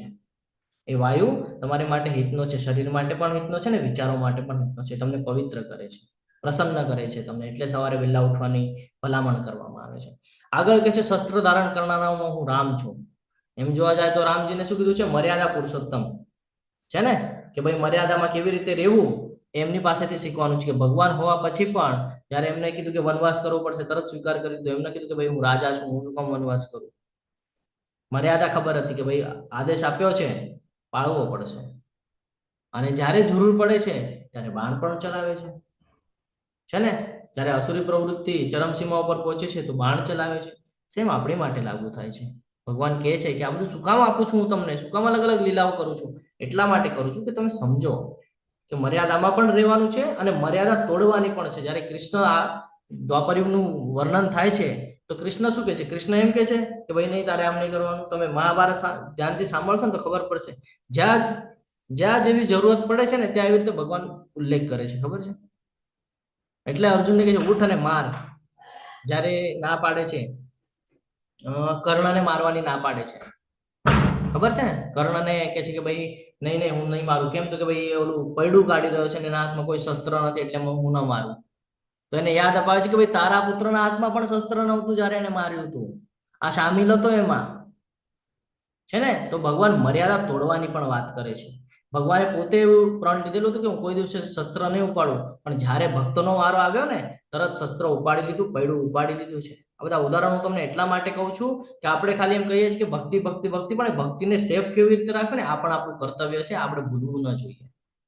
કાલ સવારે તમને જો રસ્તામાં જતા હોય ને તમને કહે કે ભાઈ શું આ તિલક કરીને ફરે છે ને આ ધોતી કુર્તો પહેરીને ફરે છે ને જપ્પામાળા લઈને ફરે, તો તમને ત્યાં જવાબ આપતા આવડવું જોઈએ કે ભાઈ શું કામ કરું છું, આ કરવાથી શું થાય છે, ત્યારે એને સમજાશે. નહીં તો જ્યાં સુધી આપણે સામેવાળાને બતાડતા નથી ને આપણે શું છે, ત્યાં સુધી આપણને સામેવાળો જીરો જ સમજવાનો છે. પણ જ્યારે તમે તમારું મુખ ખોલશો, હા, બે શબ્દ બોલશો, તો એને ખબર પડશે કે ભાઈ તમે શું શીખ્યા છો, કે તમે શું જ્ઞાન અર્જિત કર્યું છે, તમે કેવી રીતે બોલો છો, કેવા સિચ્યુએશનમાં છો, તમે કેવી રીતે બોલો છો, આ બહુ મહત્વનું છે. ભગવાન યુદ્ધના મેદાનમાં છે, જ્યાં બધા ક્રૂર સ્વભાવ હોય, હા, એકદમ ઉગ્રતામાં હોય, એને કહેવાય યુદ્ધ. આવા યુદ્ધની જગ્યાએ જ્ઞાન આપે છે. જ્ઞાન કેવી રીતે લેવાય? તો કે શાંતિથી બેસીને લેવાની વસ્તુ છે જ્ઞાન. તો કે એવા ઉગ્ર જગ્યા ઉપર જ્ઞાન આપી રહ્યા છે. આ છે ભગવાન. તો આ સમજવું જરૂરી છે. માછલીઓની અંદર હું મગર છું, જે જળચરની વાત કરે છે, તો એની અંદર મગર હું છું, અને વહેતી નદીઓમાં હું જ ગંગા છું. સૌથી પવિત્ર આપણે જેને નદી તો બધી જ પવિત્ર છે, પણ સૌથી મહાન ગંગા. આપણે જ્યારે ઓરિએન્ટેશનના ક્લાસ ભણ્યા ત્યારે પણ આપણે ગંગાજીનું વર્ણન સાંભળેલું છે કે શું કામે અહીંયા આવ્યા મૃત્યુલોક ઉપર, છે ને. આગળ વધીએ તો હે અર્જુન, હું સમગ્ર સર્જનનો આદિ, મધ્ય તથા અંત છું. શરૂઆત પણ મારાથી થાય છે, મધ્ય પણ હું છું, અને અંત પણ હું છું. અને સર્વ વિદ્યાઓમાં આધ્યાત્મિક વિદ્યા હું છું. વિદ્યાઓ ઘણી પ્રકારની વિદ્યા છે. સાત્વિક છે, રાજસિક છે, તામસિક છે, ઘણી વિદ્યાઓ છે. આ વિદ્યાઓમાં સૌથી પાવરફુલ કોઈ હોય તો એ કે છે આધ્યાત્મ વિદ્યા. શું કામ પાવરફુલ છે? કારણ કે તમોગુણની જે વિદ્યા છે ને, એ તમને ફસાવે છે, બાંધે છે. હા, રજોગુણની વિદ્યા પણ તમને ફસાવીને બાંધશે. તમને અલગ અલગ બાબતનું કહીએ ને, રજોગુણની વિદ્યા એટલે હું તમને સમજાવું. તમે જે હવન ને બધું કરો છો ને, એમાંથી તમને જે ફળ પ્રાપ્ત થાય, આ બધી રજોગુણી છે. તમોગુણી એટલે શું? ચોલા બ્લેક મેજિક ને એવું બધું કરે ને, કે ભાઈ શું હોય, ઓલી બધી યક્ષિણીઓને બધાને તાબામાં કરવું ને એવું બધું. અઘોરી તાંત્રિક વિદ્યા, વિદ્યા પ્રભુજી, હા, તાંત્રિક વિદ્યા. તાંત્રિક વિદ્યા, અઘોરી વિદ્યા, રાઈટ. તો એ તામસિક વિદ્યા છે. એ પણ આપણું પતન કરે છે. અને સાત્વિક વિદ્યા એટલે આપણે પ્રસન્નતા માટે થઈને કોઈ સમજો ભગવાનનું મંદિર સ્થાપના કરીએ આપણે, હા, તો ત્યાં હવન કર, આ બધી સાત્વિક છે. અને આધ્યાત્મિક વિદ્યા એટલે હવે કહેશો પ્રભુ તમે તો બધું કહી દીધું. આમાં હવે આધ્યાત્મિક માટે શું હવે છે? આધ્યાત્મિક વિદ્યા છે જે આપણને ભૌતિક જગત અને આધ્યાત્મિક એટલે કે ભગવાનનું ગોલોક આનો જે તફાવત કરાવી દે છે ને, એને કહેવાય છે આધ્યાત્મિક વિદ્યા. અને એટલે ભગવદ્ ગીતા, કે જેની અંદર વિસ્તૃત વર્ણન છે ભૌતિક જગત શું છે ને મારું ધામ કેવું છે, અને તમારે શું કરવાનું છે, તમારો મારો સંબંધ શું છે, આ જે ડિટેલ્સમાં આપણને જ્ઞાન કરાવે છે એ છે આધ્યાત્મિક વિદ્યા. કારણ કે આત્માનો સ્વભાવ છે આધ્યાત્મ હોવું, અને એની માટે મહત્વની જે વિદ્યા છે એને કહેવાય છે આધ્યાત્મિક વિદ્યા. તો ભગવાન કહે છે સર્વ વિદ્યાઓમાં, એટલે તો વિદ્યાઓનો રાજા કીધું છે ભગવદ્ ગીતાને, તો કે સર્વ વિદ્યાઓમાં આધ્યાત્મ વિદ્યા હું છું. આગળ કે છે તર્કશાસ્ત્રીઓમાં હું જ નિર્ણાયક સત્ય છું. તર્ક વિતર્ક કરે, બરાબર. તો ઘણા સમય આ તર્ક વિતર્કમાં પણ સમજવા જેવું છે. તર્ક વિતર્કમાં થાય એવું કે જ્યારે આપણે ફોર એક્ઝામ્પલ કોઈ કોર્ટમાં ગયા હોય, બે પક્ષ લડતા હોય, તો એમાં બે પ્રકાર હોય. એક તો સત્યતા માટે લડતા હોય, કાં તો પછી સામેવાળાને ત્રાસ દેવા માટે ખોટું બોલીને તર્ક કરતા હોય. તો આ બે ડેફિનેશન સમજવા જેવી છે. ભગવાન અહીંયા જે કહે છે એટલા માટે કહે છે કે ભાઈ સત્યતા સામે લાવવા માટે જે તમે તર્ક વિતર્ક કરો છો ને એ વ્યાજબી છે.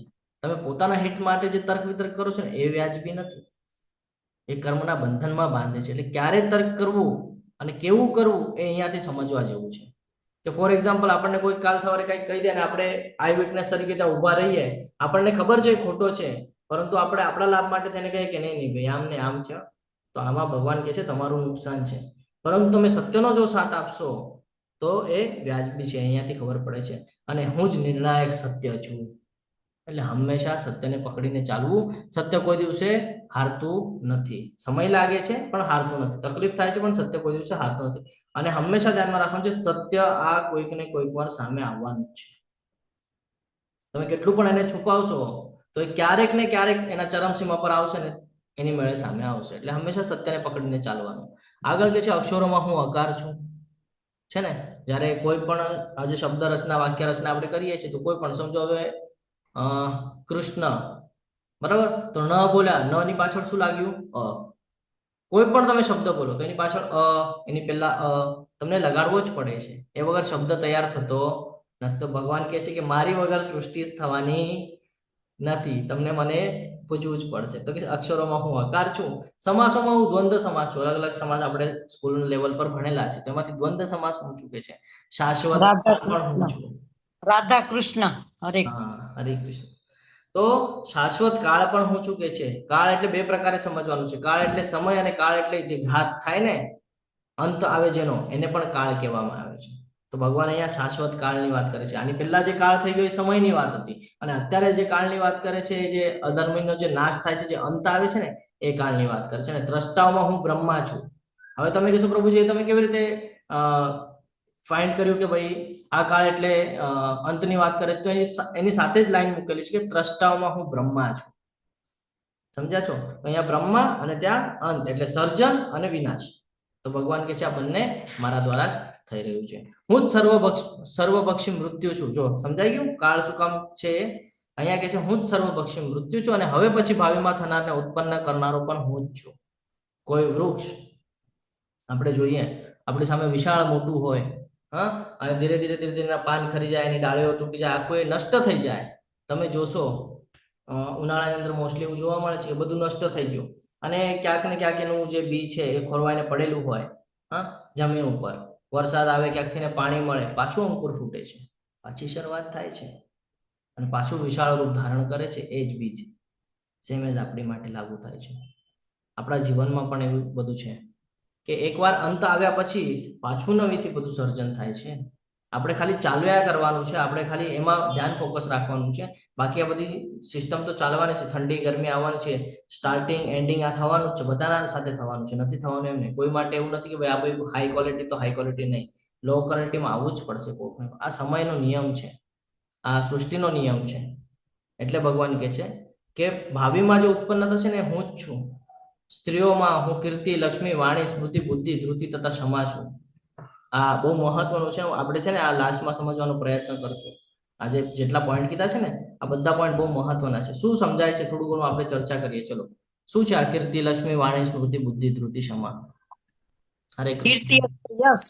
હરે કૃષ્ણ પ્રભુજી. કીર્તિ એટલે યશ, હા, પછી લક્ષ્મી એટલે સંપત્તિ, હમ, પછી વાણી એટલે વાચા, વાચામાં પણ ભગવાન છે એમ કહે છે. સ્મૃતિ એટલે યાદ શક્તિ, બુદ્ધિ એટલે આપણી જે અક્કલ બુદ્ધિ કહે છે, અને ધૃતિ એટલે ધીરજતા, અને ક્ષમા એટલે માફી માંગ.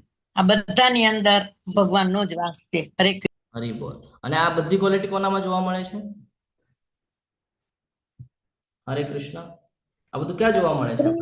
સ્ત્રીઓમાં, મહિલાઓમાં. હા, તો આના ઉપરથી એ સમજાય છે. એટલા માટે કહે છે કે જો કોઈ સારી સ્ત્રી આવી જાય ને, સંસ્કારી સ્ત્રી કોઈના જીવનમાં, તો એના જીવનનો ઉદ્ધાર થઈ જાય છે બીકોઝ ઓફ આ કીર્તિ, લક્ષ્મી, વાણી, સ્મૃતિ, બુદ્ધિ, ધૃતિ અને ક્ષમા. આ બધી ક્વોલિટી એની અંદર છે. બધી. એને ખબર છે ક્યારે શું વાપરવાનું છે, ક્યારે શું નથી વાપરવાનું, પણ તમે એને સમજી શકતા નથી. તમને એને રાખતા આવડતું નથી. આ કોકને ગુસ્સો આવે એવું છે, પણ રિયાલિટી છે. આપણે બારે બહુ પૈસા પૈસા પૈસા પૈસા કરીએ છીએ, જ્યારે શાસ્ત્ર વાંચે ને ત્યારે ખબર પડે કે લક્ષ્મી તો ઓલરેડી આપણી પાસે છે, આપણે એની વેલ્યુ જ નથી કરતા. શાસ્ત્રોમાં પત્નીને લક્ષ્મીનું કહે ને કે ઓલું આપ્યું છે, સંબોધન કરેલું છે કે લક્ષ્મી તો તમારા ઘરમાં જ છે. હવે જ્યારે તમે એને જ નથી સમજી શકતા, તો તમે જે તમારા ઘરમાં આવશે મૂડી, એને ક્યાંથી સમજશો? અને એ તો બહુ ચંચળ છે. સ્ત્રી વર્ગ પણ બહુ ચંચળ હોય, અને લક્ષ્મીને માટે પણ કહેવામાં આવે છે બહુ ચંચળ છે. એને ખબર છે ક્યાં રહેવાનું છે, ક્યાં ટકવાનું છે, ક્યાં નથી અટકવાનું, એ બધું ખબર છે. પાછું એના ઉપર બી માયાદેવીનો પ્રભાવ છે. આપણે જે આ કરીએ છીએ આના ઉપર બી માયાદેવીનો પ્રભાવ છે. એટલે આપણે એમાં ઘડે ઘડે અટકાઈએ છીએ કે ભાઈ મારે પૈસા કમાવા છે, પૈસા કમાવા છે, પૈસા કમાવા. કેમ? તો તમને એક તરફ આકર્ષિત કરે છે કે ભાઈ હા આ હોય ને તો જ બધું થાય, આ હોય ને તો જ બધું થાય. એટલે મોસ્ટલી જો કોઈ ગેરમાર્ગે જાય છે ને તો એના બે રસ્તા છે. એક સ્ત્રી વર્ગમાં ગેરમાર્ગે જાય છે ને એક પૈસા માટે થઈને ગેરમાર્ગે જાય છે. આ હંમેશા ધ્યાનમાં રાખજો. અને આ બધી ક્વોલિટી સ્ત્રીના અંદર મૂકવામાં આવેલી છે. આનું આપણે કોઈક દિવસે ભક્તિ વૃક્ષોમાં વિસ્તૃત ચર્ચા કરશું. 1 થી 1.5 કલાક લાગે એવું છે આ ખાલી આટલા 5-6 પોઈન્ટ સમજવા માટે. આ 7 પોઈન્ટ છે અહીંયા, તો આટલા સમજવા માટે 1 થી 1.5 કલાક જેવો સમય લાગે. એટલું ડીપ નોલેજ છે આ ભગવદ્ ગીતાને. જ્યારે તમે વાંચો ને તો એક એક શબ્દનો બહુ મોટો મોટો અર્થ નીકળે છે. તમને અર્થ ગોતતા આવડવા જોઈએ, એમાંથી લેતા આવડવા જોઈએ. એટલા માટે લેવલ 5 મહત્વનું છે.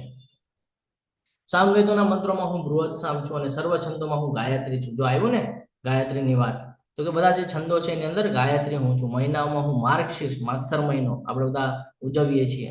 અને ઋતુઓમાં હું વસંત છું. જેમ દામોદર લીલા. છે ને વસંત ઋતુ કેવી રીતે ખબર પડે વસંત ઋતુ આવી એમ? જ્યારે નવા નવા ફૂલ ખીલે, હા, જ્યારે પાનખર ઋતુ પૂરી થાય પછી જ્યારે નવા નવા ફૂલ ખીલે એટલે ઋતુ ચેન્જ થઈ એમ આપણે કહીએ. અને એકદમ બધું સરસ મજાનું સુગંધિત વાતાવરણ થઈ જાય તો એ કે વસંત ઋતુ ઉપરથી આપણને ખબર પડે છે. છળ કપટ કરનારામાં હું ધૂત છું. આપણને એવું લાગે જ્યારે મહાભારત સાંભળે તો આપણને એવું લાગે કે ભાઈ ચર્ચા કરતા હતા શકુનીને એમ લાગતું કે ભાઈ હું બહુ મોટો છલિયા. પણ એ છલિયા કોને બોલતા? તો કે કૃષ્ણને કહેતા ને, ધૂર્ત કપટી છલિયા એવું કહેતા ને. તો ભગવાન કહે છે કે મને ખબર છે ક્યારે છળ કરવાનો છે ક્યારે નથી કરવાનો. તો કે આ છળ કપટ કરનારામાં જે છળ છે ને, આ છળ હું છું, દૂત હું છું. અને તેજસ્વીઓનું માનું તેજ હું છું. તમે જોયું હશે કે જે લોકો ભગવાનની શરણમાં હોય, જે કન્ટિન્યુઅસ અનન્ય ભક્તિ કરતા હોય, તમે એના ફેસને રીડ કરજો કોઈ દિવસે, ફેસ જોજો, એક અલગ પ્રકારનું તેજ એનામાં દેખાય આવશે, ચમકતો હશે એનો ચહેરો. કેમ? કારણ કે ભગવાનની સાથે કનેક્ટિંગમાં છે. એટલે કે છે જે તેજસ્વી લોકો છે ને એમાંનું જે તેજ છે ને, આ તેજ હું છું. એનો જે ઓરો તૈયાર થાય છે, તમે સાંભળ્યો છો ઓરા વિશે કે ભાઈ આપણો એક ઓરો હોય છે ને, આપણને એક કવચ બનાવીને આપેલું છે. તો આ ક્યારે તૈયાર થાય? જ્યારે તમે એટલી તપ કરેલું હોય ને, એટલું ભગવાનનું સ્મરણ કરેલું હોય ને, ત્યારે એ બધું તૈયાર થાય. તો કે કેવી રીતે ખબર પડે? તો કે તેજ દ્વારા ખબર પડે. અને એ તેજ ઉપરથી જ અહીંયા આગળ કીધું છે કે વિજય હું છું. જ્યારે આપણને કાંઈ પ્રાપ્ત થાય તો એ વિજય મળે છે. કેવી રીતે મળે છે? કારણ કે આપણે જો સત્યતાનો સાથ આપીએ છીએ, ભગવાનના શરણમાં રહીએ છીએ, ત્યારે વિજય મળે છે. તો એ વિજયનું જે પ્રતિનિધિત્વ છે ને એ હું છું. એટલે મહાભારતના યુદ્ધમાં જો તમે જોશો તો એક સાઈડ ખાલી 5 પાંડવો હતા અને સામે કૌરવો હતા. કૌરવો જીતી ન શક્યા. રીઝન હતા કૃષ્ણ ભગવાન. કે જ્યાં ભગવાન કૃષ્ણ છે ત્યાં હંમેશા વિજય છે. એટલે આ સમજવું જરૂરી છે. સાહસ શું છું? યુદ્ધ ન કરવા માંગતા અર્જુનજીને પણ તૈયાર કરી દીધા યુદ્ધ કરવા માટે. તો એનામાં જે આ સાહસ તૈયાર થયું, કોના બેસ પર થયું? ભગવાનના બેસ પર થયું. બળવાનોનું બળ પણ હું છું. બળ કોને આપ્યું? અર્જુનને, કે તું ઉઠ યુદ્ધ કર. કેવી રીતે આપ્યું? જ્ઞાનથી આપ્યું. પણ આપ્યું ને બળ. એવી રીતે આપણે પણ જીવનમાં ભાગ ભજવવાનો છે. કોઈ હોય ભક્ત એમ કહેતું હોય કે ભાઈ હું પ્રયત્ન કરું છું પણ મારી ભક્તિ નથી થતી, આવા લોકોને આપણે હંમેશા સપોર્ટ કરવાનો હોય કે ક્યાં અડચણ આવે છે, કેવી રીતે નથી થતી. દિનચર્યા કહો તો પછી દિનચર્યા કે પછી આપણને એવું લાગે કે હા આ વિષય છે, પછી આપણને એને યાદ અપાવવાનું કે ભાઈ આ આસક્તિ થઈ રહી છે ને, આના લીધે થાય છે, તમે આને થોડું દૂર કરી નાખો તો તમે ભક્તિમાં હજી આગળ આવી જશો. તો આવી રીતે એકબીજાને મદદ કરવાની છે. આપણું આ કર્મ છે. એવું નથી વિચારવાનું કે ખાલી પોતાનો ફાયદો નહીં, આપણી સાથે બીજા ભક્તોને પણ બેનિફિટ થાય. એટલા માટે ભક્તિ વૃક્ષના ક્લાસ બનાવ્યા છે. હજી પણ જો કોઈ લોકો જોઈન્ટ ન થયા હોય, જે નવા ભક્તિ વૃક્ષના જે ક્લાસ બનાવ્યા છે 20-20ના, તો તમને બધાને વિનંતી છે કે તમે એડમિન કોર્સને સંપર્ક કરીને તમે એમાં જોડાઈ જજો. બહુ મહત્વનું છે ને. તો એ આપણી માટે છે કે ભાઈ એકબીજાને મદદ કરી અને બધા એક સાથે ભગવાનના ભક્ત બનીએ અને બધા પાછા ગોલોક વૃંદાવનમાં જઈને એકત્રિત થઈએ. વૃષ્ણિ વંશોમાં હું વાસુદેવ છું. હવે અહીંયા વૃષ્ણિના વંશજોની વાત કરે છે તો વાસુદેવ. તમે જ્યારે ગોલોક ચાર્ટ ભણશો ને તેમાં આવે છે સૌથી પહેલા બલરામજી, પછી અનિરુદ્ધ, પ્રદ્યુમ્ન, એવા બધા નામ આવે છે. તો આ બલરામજી અને કૃષ્ણ આ બંને કોના પુત્ર છે? વાસુદેવના છે. તો અહીંયા કહે છે વૃષ્ણિ વંશીઓમાં, એટલે જ્યારે વંશની વાત કરે છે તો ભગવાન કૃષ્ણ અને કૃષ્ણ પછી સૌથી પહેલો જે અવતાર થાય છે એ બલરામજીનો. તો એ પણ એટલે કે છે વૃષ્ણિ વંશી. ક્લિયર છે? આગળ આવે તો પાંડવોમાં હું અર્જુન છું. સામે જ અર્જુન ઉભા છે ને, અર્જુનજીને કહે છે પાંડવોમાં હું અર્જુન છું. એટલે તું જે અત્યારે કરી રહ્યો છે ને કે મારા પ્રતિ તું કરી રહ્યો છે, અત્યારે તું જે યુદ્ધ કરવાનો છે ને મારી માટે થઈને કરવાનું છે, તો તું મારું પ્રતિનિધિત્વ કરે છે તે યુદ્ધ કરીને. એટલા માટે અર્જુનને કહે છે કે અર્જુન હું છું. જ્યારે આપણે પણ ભગવાને કીધેલા શાસ્ત્રો મુજબ આપણે જ્યારે કર્મ કરીએ છીએ તો આપણે પણ ભગવાનનું પ્રતિનિધિત્વ કરીએ છીએ. ફોર એક્ઝામ્પલ આપણે અહીંયા બેસીને હું પ્રીચિંગની સેવા આપું છું તો હું ભગવાનનું પ્રતિનિધિત્વ કરું છું, કારણ કે હું ભગવાનનો એક અંશ છું. આવી રીતે આપણે ઓળખ નિર્માણ કરી શકીએ છીએ કે ભાઈ આપણે અને બીજામાં શું ફરક છે. તો આપણે ભગવાનના સેવક તરીકે વર્ણન કરીએ છીએ અને ભૌતિક જગતમાં પોતાને પ્રભુ તરીકે ઓળખ કરી રહ્યા છે. આગળ વધે તો સર્વ મુનિઓમાં હું વ્યાસ છું. વ્યાસદેવ, જેમણે શાસ્ત્રોની શરૂઆત કરી, એટલે આ શાસ્ત્રની જે શરૂઆત થઈ ને એ આ વ્યાસદેવ દ્વારા થઈ છે. સૌથી પહેલી સ્ટાર્ટિંગ આ વ્યાસદેવ. અને ગઈકાલે જ આપણને માતાજીએ કીધું કે ભાઈ વેદવ્યાસજીએ મહાભારતની શરૂઆત ક્યારથી કરી હતી? શું આવવાનું છે હમણાં 2 દિવસમાં? અક્ષય તૃતીયા, અક્ષય તૃતીયા, અખાત્રીજ. રાઈટ, અખાત્રીજ ના દિવસે કરી. તો એ આ વ્યાસદેવ છે જેમના દ્વારા આપણને બધું જ્ઞાન પ્રાપ્ત થયું છે ને. તો કે છે સર્વ મુનિઓમાં આજે શિક્ષણ જે મહત્વનું જ્ઞાન જેના દ્વારા પ્રાપ્ત એ વ્યાસદેવ હું છું, અને મહાન વિચારકોમાં ઉષ્ણા શુક્રાચાર્ય પણ હું છું. એટલે તમે હવે હું તમને થોડુંક હજી ડિટેલ્સમાં સમજાવી દઉં તો તમે જો ભૌતિક જગતને જાણવાનો પ્રયત્ન કરશો તો ગ્રહ નક્ષત્રની વાત આવે છે. હા, એમાં બે સામે ઉભા છે, શુક્રાચાર્ય અને ગુરુ, બરાબર ને? એ બંને કોણ છે? એક દૈત્યના ગુરુ છે અને એક દેવોના ગુરુ છે. ભગવાને બેવની ઉપમા આપી દીધી અહીંયા કે આ બંને મારું જ પ્રતિનિધિત્વ કરે છે. એક સાઈડ શુક્રાચાર્ય છે, તો શુક્રાચાર્ય શું કરે છે? ભોગ ઐશ્વર્યના કારક છે. જ્યારે ભગવાનને જોઈએ તો એમને ઐશ્વર્ય જોઈએ તો ખબર પડે, એમની પ્રસિદ્ધિ જોઈએ તો ખબર પડે. તો શુક્રાચાર્ય જે બતાડી રહ્યા છે આપણને, એ શુક્રાચાર્ય પણ ભગવાન કે છે મારું જ પ્રતિનિધિત્વ કરે છે. મારા જે 6 ઐશ્વર્યો છે ને એમાંના અમુક ઐશ્વર્ય બતાડવાના પ્રયત્ન કરે છે તમે. અને ગુરુ તો કે મારા જે 6 ઐશ્વર્ય છે ને એમાંના અમુક ઐશ્વર્ય બતાડવાના પ્રયત્ન કરે છે. તો આ બંને પણ છે, એક અલગ પ્રવૃત્તિમાં અને એક અલગ પ્રવૃત્તિમાં. એક ભૌતિક જગત પર તમને લાભ અપાવે છે, એક આધ્યાત્મિક જગતમાં તમને લાભ અપાવે છે, પણ આ બંને પ્રતિનિધિત્વ તો મારું જ કરે છે. સમજી રહ્યા છો? એટલે ભગવાન બેલેન્સ કરવાની વાત કરે છે. એટલે ભગવાન આપણને કહે છે ન્યુટ્રલ થઈ જા, ન્યુટ્રલ થઈ જા, સુખ દુઃખમાં સમાનતા. શું કામ કે છે? એટલે સમજાવે છે ભગવાન અમે બધું ન્યુટ્રલમાં રાખ્યું છે. હવે તું સમજીશ તો તું બંનેનો લાભ લઈ શકીશ, પણ તું નહીં સમજે તો તને બંનેનો લાભ લેતા આવડશે નહીં. આગળ વધીએ. અરાજકર્તાનું દમન કરનારામાં સર્વ સાધનોમાં હું દંડ છું. દંડ, જ્યારે આપણે જજની વાત કરીએ કોર્ટની અંદર, તો એ શું કહે? એ દંડ શું કામ આપે? એના નિયમ હેઠળ થઈને પછી દંડ આપે છે. એનો અર્થ એવું કે ભાઈ એને કર્મ કર્યું નહીં. અરાજ કરતા એમાં એનું કોઈ રાજ નથી, છે ને? એમાં એનું કોઈ હિત નથી. એને ડ્યુટી છે, એને કરવું પડશે, એનું કર્તવ્ય કર્મ છે ને? એવી જ રીતે આપણને પણ મહત્વના કર્મ કરવા કીધા છે, તો એ કર્મ આપણે કરવા જોઈએ. અહીંયા કે છે અરાજકર્તાનું દમન કરનાર સર્વ સાધનોમાં હું દંડ છું. દંડ આપવામાં આવે છે.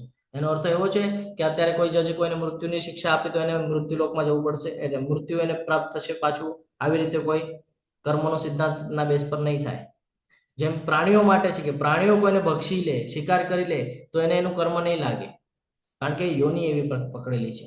એમ એને જજ થયા છે તો એનું કર્તવ્ય છે, એને કરવું જ પડશે, એનાથી છૂટી ન શકે. જેમ ફોર એક્ઝામ્પલ આપણે છીએ, આપણે ભગવદ્ ગીતાના સ્ટુડન્ટ છીએ, અને આપણે જો એમ કહે કે ભાઈ હું માળા નહીં કરું તો સ્ટુડન્ટ થયા કે ભગવદ્ ગીતાના? હું પ્રચાર નહીં કરું તો થયા કે નહીં? કરવું પડશે, આ કર્મ છે, આનાથી બચી ન શકાય. હવે તમે આ કર્મ કરતા વખતે તમે જો એમ વિચાર કરો કે મેં ભાઈ હું રોજ માળા કરું છું તો મને તો ભગવાન એના ધામમાં લઈ છે, નહીં. પેલા ભગવાન આપણને શુદ્ધ કરશે. આજે અત્યાર સુધી કર્મ કર્યા ને એ કર્મ સુધારવા માટે આપણને પેલા પ્રેરણા આપશે, અને પછી એક એવો જન્મ આપશે કે જેમાં આપણે કન્ટિન્યુઅસ ભક્તિમાં પરોવાયેલા રહીશું, અને પછી ભગવાન આપણને લઈ જશે ઉપર. પેલા શુદ્ધ કરશે, તૈયાર કરશે, અને પછી લઈ જશે. બાકી આપણે એમ વિચારધારા રાખતા હોય કે ભાઈ આ જન્મમાં માળા કરે સીધો ગોલોક વૃંદાવન, એવું હોત તો બધા ગોલોક વૃંદાવન ફટાફટ પહોંચી ગયા હોત, છે ને? એટલે હંમેશા બધી બાબતો ધ્યાન રાખવી પડશે. આગળ વધીએ તો કે વિજયની ઈચ્છા ધરાવનારામાં હું નૈતિકતા છું. નૈતિકતા, વિજય ક્યારે પ્રાપ્ત થાય? ક્યારે કોઈ પણ એમાં સક્સેસ ક્યારે મળે આપણને? નૈતિકતાથી કામ કરીએ ને ત્યારે મળે છે.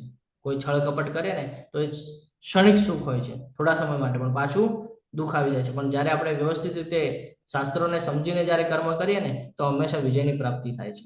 તમે શાસ્ત્રોને સમજો એટલે ખબર પડે કેવા કર્મ આપણને બાંધે છે. તમે એને જો નૈતિકતાની સાથે જો તમે એને વિચારસરણીમાં લાવીને જીવન જીવવાનું ચાલુ કરો તો કોઈ દિવસે તમારું નુકસાન નહીં થાય, હંમેશા વિજય પ્રાપ્ત થશે. વિજય પ્રાપ્ત એટલે શું? પાછો મૃત્યુલોકમાં નહીં આવવું પડે, કોઈ બીજું લોક પ્રાપ્ત થશે. રહસ્યોમાં હું મૌન છું, છે ને? કોઈ પણ સિક્રેટ ક્યારે હોય? જ્યારે મૌન રહીએ ને ત્યારે એ સિક્રેટ હોય. મૌન ન રહીએ તો સમજો, હું તમને એમ અત્યારે જ આપણે ચર્ચા કરીએ છીએ, હું તમને એમ કહી દઉં ક્લાસના સ્ટાર્ટિંગમાં આપણે ક્લાસ પૂરો થયા પછી પોઈન્ટ ઉપર ચર્ચા કરવાની છે, તો તમને કન્ટિન્યુઅસ મગજમાં એ જ વિચારે છે કે ક્લાસ ક્યારે પૂરો થાય? પ્રભુએ કંઈક કીધેલું, કંઈક ચર્ચા કરવાના છે, ચર્ચા કરવાના છે, ચર્ચા. તો મૌન ક્યાં સુધી, સિક્રેટ ક્યાં સુધી રહે? જ્યાં સુધી હું તમને કહેતો નથી. જ્યારે હું તમને કહી દઈશ ને તો એ મૌન રહસ્ય. તો એટલા માટે ભગવાન કહે છે રહસ્યોમાં હું મૌન છું, અને જ્ઞાનીઓમાં હું જ્ઞાન છું. જ્ઞાન અલગ અલગ પ્રકારે હોય, કોઈને ભૌતિક હોય, કોઈને આધ્યાત્મિક હોય, છે ને? તો કે જ્ઞાનીઓમાં જે કાંઈ પણ જ્ઞાન છે એ જ્ઞાન હું છું. શશી માતાજી, તમારો હેન્ડ રેસ છે, કઈ કેવું છે તમારે? હરે કૃષ્ણ. રહસ્યોમાં એટલે પેલો અધ્યાય દ્રષ્ટાંત આપી શકાય ને કે ભગવાન ચૂપ જ છે, મૌન જ છે એમ. યસ માતાજી. તો આ ચાર્ટ છે આખો, હું ફરીથી લેતો નથી.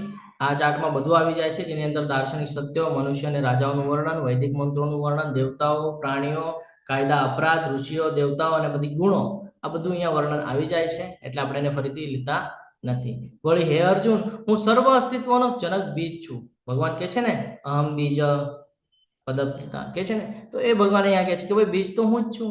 છેવટે તમે કેટલું પણ કાંઈ કરશો તો છેવટે તમારે મને જ ફોલો કરવાનું છે અને મારા દ્વારા જ તમારો જન્મ થવાનો છે. સ્થાવર હોય કે જંગમ, એટલે જે હલન ચલન કરી શકે છે એ અને જે હલન ચલન નથી કરી શકતું એ, એવો કોઈ જીવ નથી જે મારા વિના અસ્તિત્વ ધરાવી શકે. એટલે આપણે એમ જો સમજીએ કે ભાઈ આપણા દ્વારા અહીંયા છે, તો ભગવાન કહે છે કે મારા ઈચ્છા વગર તો તારું પાંદડું પણ નહીં હલે. એટલે કોઈ વૃક્ષનું પાંદડું ઉપરથી નીચે પણ પડવું હોય ને તો ભગવાનની ઈચ્છા હોય ત્યારે જ પડે. નહીં તો તમે ક્યારેક, હું તમને એક ઉદાહરણ દઉં, તમે વૃક્ષ પાસે જઈને જોજો, એની ડાળી એન્ડ મુમેન્ટ સુધી આમ લટકી ગઈ હોય છે, તૂટતી નથી. ઘણા લોકોને તોડવાનો પ્રયત્ન કરે તો પણ તૂટતી નથી. એની છાલ ને બધું એટલું પેક હોય છે કે તૂટશે જ નહીં. જ્યાં સુધી ભગવાન ઈચ્છા ન કરે ત્યાં સુધી તૂટતું નથી. સેમ જ આપણી માટે છે. ભગવાન આપણને એ જ કહે છે કે તું ખાલી મારે ભક્તિ કર ને, તને તૂટવા નહીં દઉં કોઈ દિવસે. તું ખાલી ભક્તિમાં લાગ્યો રે, તકલીફ થશે, અવશ્ય થશે, પણ કોઈ દિવસે તૂટવા નહીં દઉં. અર્જુનને એમ જ કરેલું ને કે ભગવાન કહે છે ને કે જ્યાં સુધી આ ધુરા મારા હાથમાં છે ને ત્યાં સુધી હું તને આમાંથી ભટકવા નહીં દઉં.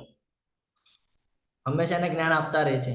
તો હંમેશા આ ધ્યાનમાં રાખવાનું છે કે ભગવાનના ઈચ્છા વગર, ભગવાનના અસ્તિત્વ વગર આપણે અસ્તિત્વ ધરાવી શકતા નથી. તો જે લોકો એમ કહે ને કે ભાઈ ભગવાન હોતું નથી, એના અધ્યાય બતાડવો ખૂબ જરૂરી છે. અને હે વીર પરંતપ, મારી દૈવી વિભૂતિઓનો કોઈ અંત નથી. એટલે દેવી દેવતાઓની જ્યારે વાત કરવામાં આવે તો ભગવાન કહે છે એનો કોઈ અંત નથી.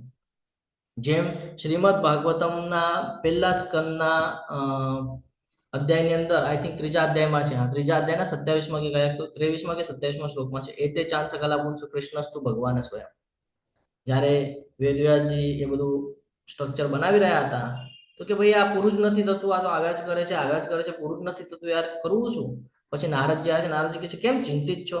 કે યાર મજા નથી આવી રહી, આજ લખ્યા કરું છું ને ભવિષ્યમાં લોકો વાંચશે, મને લાગતું નથી, કારણ કે આ બધું એ જ થઈ રહ્યું. તો કે આ છે ને તમે ખાલી બધું સંસ્કૃત લખો છો ને, જ્ઞાન લખો છો ને, આ એવી બાબત છે, આ સમુદ્રના મોજા હોય ને, ઉલ્લેખ કરે છે કે ભાઈ આ સમુદ્રના મોજા હોય ને એક પછી એક આવ્યા જ કરે.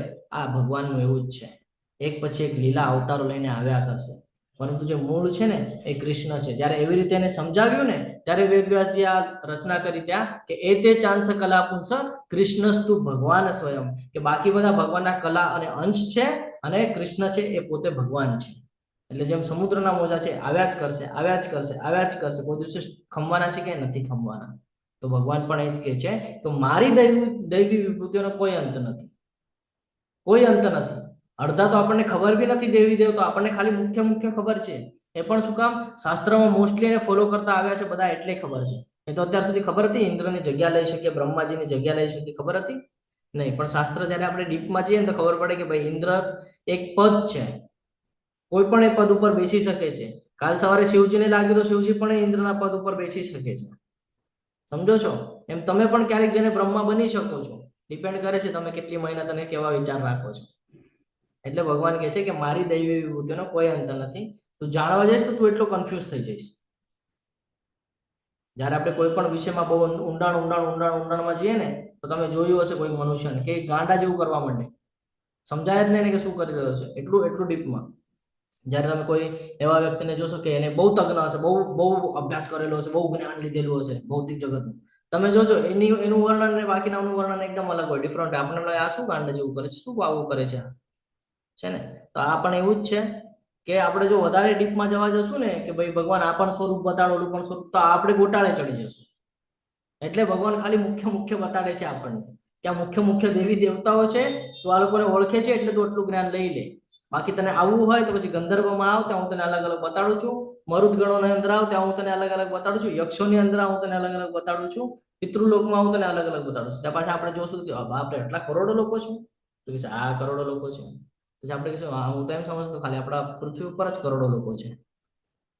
તો એટલા માટે ભગવાન કહે છે જે મુખ્ય છે એ સમજ, બાકી તું સમજવા જઈશ તો તું ગોટાળે ચડી જઈશ. એટલે કે છે મારી વિભૂતિઓનો કોઈ અંત નથી. અને મેં તને જે બધું કહ્યું ને આ તો મારી અનંત વિભૂતિઓનો એક સંકેત માત્ર છે. એટલે ખાલી મુખ્ય મેં તને કીધું છે, બાકી આના શાખાઓ ઘણી છે. તું નીચે જઈશ તો ઘણી બધી ડાળીઓ, પાછા નીચે પાંદડાઓ, અને પાછી એની ડાળીઓ, અને પાછા પાંદડા, તું ગોટાળે ચડી જઈશ, તને સમજાશે બી નહીં કે છે. એટલે મેં તને જે મુખ્ય જે તને સમજાય છે, જે તું અત્યાર સુધી સાંભળતો આવ્યો છે, તારા જીવનમાં જે તું જોતો આવ્યો છે, એના વિશે મેં તને જ્ઞાન આપ્યું છે.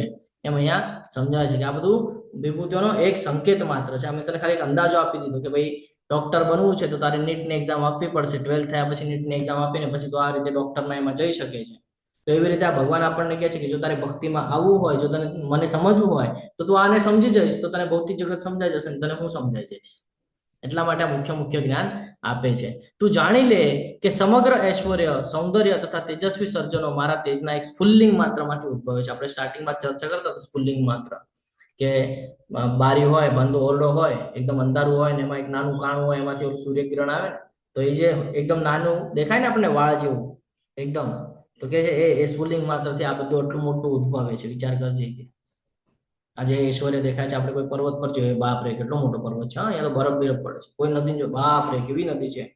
કોઈ સમુદ્ર જો, બાપ રે કેટલો લાંબે સુધી સમુદ્ર છે, કેટલું પાણી જ પાણી. આ ભગવાન કહે છે આ તારી માટે બહુ મોટું છે, આ બધું મારું એક ક્ષણમાં તૈયાર થાય છે. આ બધું જે કાંઈ પણ આપણે જોઈએ છે બધું ભગવાનનું છે, અને બધું આ બધું જોઈએ ને તો ભગવાન સ્મરણ થવા જોઈએ. કેમ? કારણ કે કણ કણમાં ભગવાન છે. અહીંયા ભગવાન આપણને કહે છે, અને જ્યારે પણ આપણે આ બધું નિહાળીએ છીએ તરત આપણને ક્લિક થવું જોઈએ કે અહીંયા ભગવાનની વાત થાય છે. પિતૃતર્પણ કરવા જાઓ તો પહેલા વિષ્ણુનું સ્મરણ કરે પછી આગળ પૂજા ચાલુ થાય છે. કોઈ પણ કર્મ કરવા જાઓ, ઇવન સવારે સૂર્યને તમે અર્ઘ્ય આપતા હો તો પહેલા વિષ્ણુનું સ્મરણ, કૃષ્ણનું સ્મરણ થવું જોઈએ, પછી આદિત્યાય નમન, ભાસ્કરાય નમન, પછી એ ચાલુ થાય છે. એટલે હંમેશા ધ્યાનમાં રાખવું. કોઈ વૃક્ષ પાસે જાઓ તો પહેલા ભગવાનનું સ્મરણ થવું જોઈએ, પછી એ વૃક્ષની માહિતી લેવી જોઈએ. તમે જોયું હશે ઘણા લોકોને કે વૃક્ષમાંથી ફૂલ પણ તોડવું હોય ને તો પહેલા આજ્ઞા લે કે ભાઈ માફી માંગી લે કે ભાઈ હું ફૂલ તોડું છું, અને પછી એ ફૂલને તોડવામાં આવે છે. આપણે નહીં કરીએ. આપણે તો શું, અરે ખૂબ સરસ ફૂલ છે, લાવ તોડી લઉં વગર પરમિશને. અરે આપણું છે, ભગવાનનું છે, વગર પરમિશને કેવી રીતે આપણે તોડી શકીએ? સમજી રહ્યા છો? કોઈ તમારી આગળ આવે, તમારી આગળની વસ્તુ હોય, કોઈ આમ લઈ જાય, તમે કેવું કહેશો? અરે પૂછ તો ખરા મને કે હું લઉં કે ન લઉં, સીધો લઈને ચાલવા માંડ્યો. તો એવી રીતે છે આપણી માટે પણ બધું ભગવાનનું છે, ભગવાન દ્વારા છે, આપણે ભગવાનના સેવક છે. તો આપણે હંમેશા ભગવાનને આજ્ઞા લઈને જ કરવું જોઈએ. કદલીવનની જે આપણે કથા કહીએ છીએ કે ફૂલ લેવા મોકલાવ્યો હતો ને ફૂલ લેવા જ્યારે ગયા, હા, તો ત્યારે પણ એ ફૂલ જ્યારે તોડતા હતા ને તો પેલા આજ્ઞા લીધી ને પછી ફૂલ તોડ્યું છે. એટલે આ વર્ણન છે શાસ્ત્રની અંદર. એટલે મેં એક્ઝામ્પલ આપ્યું કે જ્યારે આપણે કોઈ પાણી પણ લઈએ તો પેલા ભગવાનનું સ્મરણ થવું જોઈએ, પછી એને ગ્રહણ કરવું જોઈએ. જ્યારે ક્યાંય બહાર જઈએ છીએ, કઈ જોઈ જઈએ છીએ પ્રકૃતિની અંદર, તો તરત ભગવાન યાદ આવવા જોઈએ કે હા ભગવાન છે. અને પછી આવી રીતે જો આપણે જીવન વ્યતીત કરશું ને તો આપણે આખા દિવસમાં કેટલી વાર ભગવાનનું સ્મરણ થઈ જશે આપણને, અને આપણો સ્વભાવ એવો નોર્મલ થઈ જશે ને કે ભાઈ બાકીના લોકો કરતા આપણી દિનચર્યા આખી અલગ થઈ જશે જ્યારે આપણે ભગવાનને આવી રીતે જોતા રહીશું ત્યારે. પરંતુ હે અર્જુન, આ સર્વ વિગતવાર જ્ઞાનની શું જરૂરત છે? અર્જુનને કહે છે કે તે તો હમણાં એક્સેપ્ટ કર્યું ને થોડી વાર પહેલા, પછી આ બધી વિગતવાર જ્ઞાનની જરૂરત શું છે? હું તો મારા એક અંશ માત્રથી આ સમગ્ર બ્રહ્માંડને વ્યાપીને તેને ધારણ કરું છું. ખાલી એક અંશથી કે છે, સમગ્ર બ્રહ્માંડને વ્યાપીને એને ધારણ કરું છું. તો આ સાથે આપણો આજનો અધ્યાય એનો પાર્ટ 1 આપણે અહીંયા પૂર્ણ કરીએ છીએ. સોરી, પાર્ટ 2 છે ને? હા, પાર્ટ 2 અહીંયા પૂર્ણ કરીએ છીએ. તમે બધાએ ખૂબ શાંતિપૂર્વક સાંભળ્યું એટલે તમારા બધાનો ખૂબ ખૂબ આભાર વ્યક્ત કરું છું. વાંછા કલ્પતરુભ્યશ્ચ કૃપા સિંધુભ્ય એવ ચ પતિતાનાં પાવનેભ્યો વૈષ્ણવેભ્યો નમો નમઃ. અનંત કોટી વૈષ્ણવ વૃંદ કી જય, ભગવદ ગીતા કી જય, શ્રીલ પ્રભુપાદ કી જય, સદગુરુ દેવ કી જય. હરે કૃષ્ણ કૃષ્ણ કૃષ્ણ હરે હરે, હરે રામ રામ હરે હરે. હરે કૃષ્ણ. સર્વને દંડવત. હરે કૃષ્ણ.